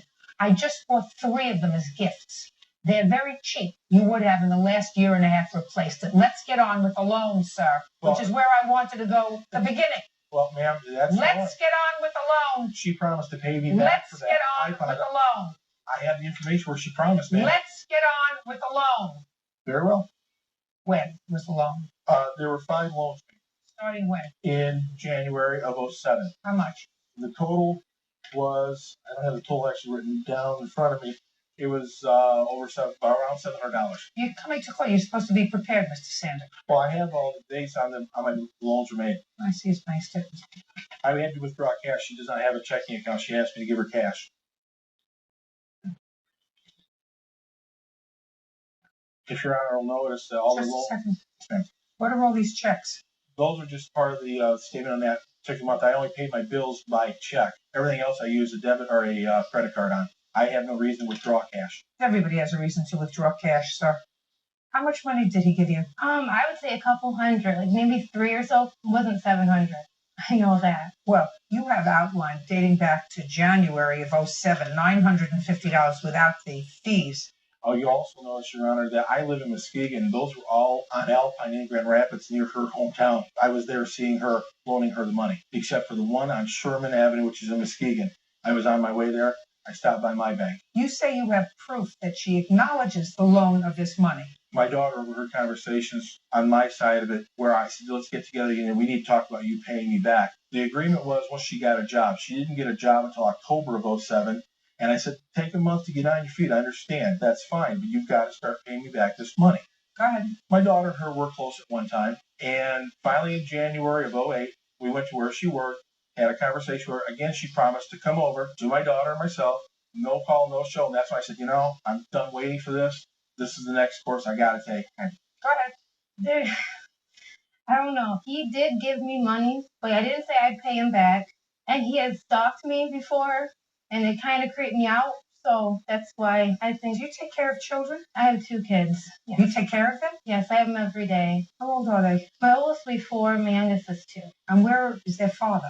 He works. Does he live with you? Not now, no. And where are your parents? My mom lives by me. My dad's dead. My mom is around. She actually watches my kids every day while I work. Mr. Sander, you get the iPod that you gave her in December as an early Christmas present. She owes you $800. That's what you're suing for. I think that you probably made a big mistake. It goes without saying, Your Honor. Okay. So you seem like an intelligent man. What do you do for a living? The money I got was through a back injury. I can no longer insure, and I do boat rehabbing now. We buy, myself and a partner buy boats, fix them up, and resell them. That's Make about a it. living at that? Not really, but it's a hobby. I can work at my own pace. My back limits me to what I can do every day. I can work 15 minutes, sit down for 20, work 15, sit down for 20. So it's kind of at my own pace, and it's kind of nice. And it keeps me out of the house because the walls start creeping in when you're there all the time because you can't really do anything. You get disability? I've applied for SS, Social Security. If you can build boats, sir, you're not going to get disability insurance. You understand that? Yeah, right.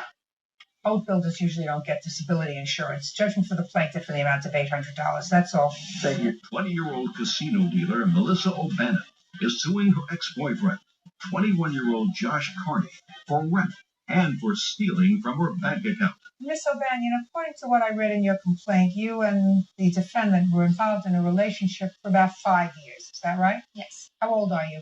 20. 20. And you? 21. And how many of those years was spent playing house together in the same apartment? About 2.5. And who are these people? That is the witness and my new girlfriend. And this person?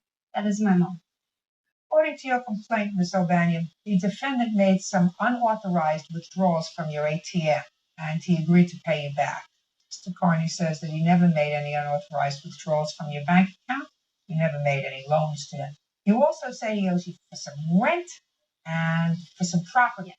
Mr. Carney says he didn't take any property that didn't belong to him, that all he really wanted to do was to separate from you and do so in a clean way, and you should divide the property that you accumulated together amicably, and you refused to do that.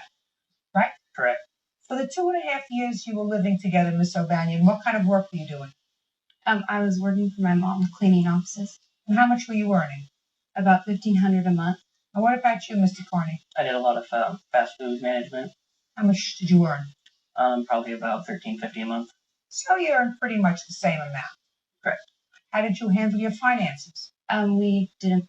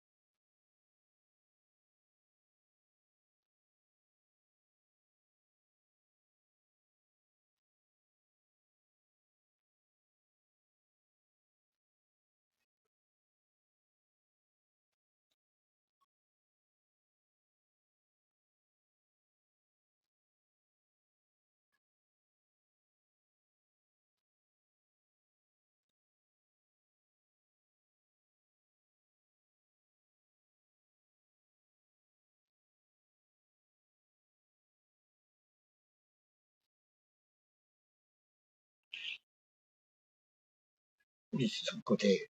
Thanks for watching. Subscribe, watch, share, like, comment. Stalker Studios, YouTube. Good night.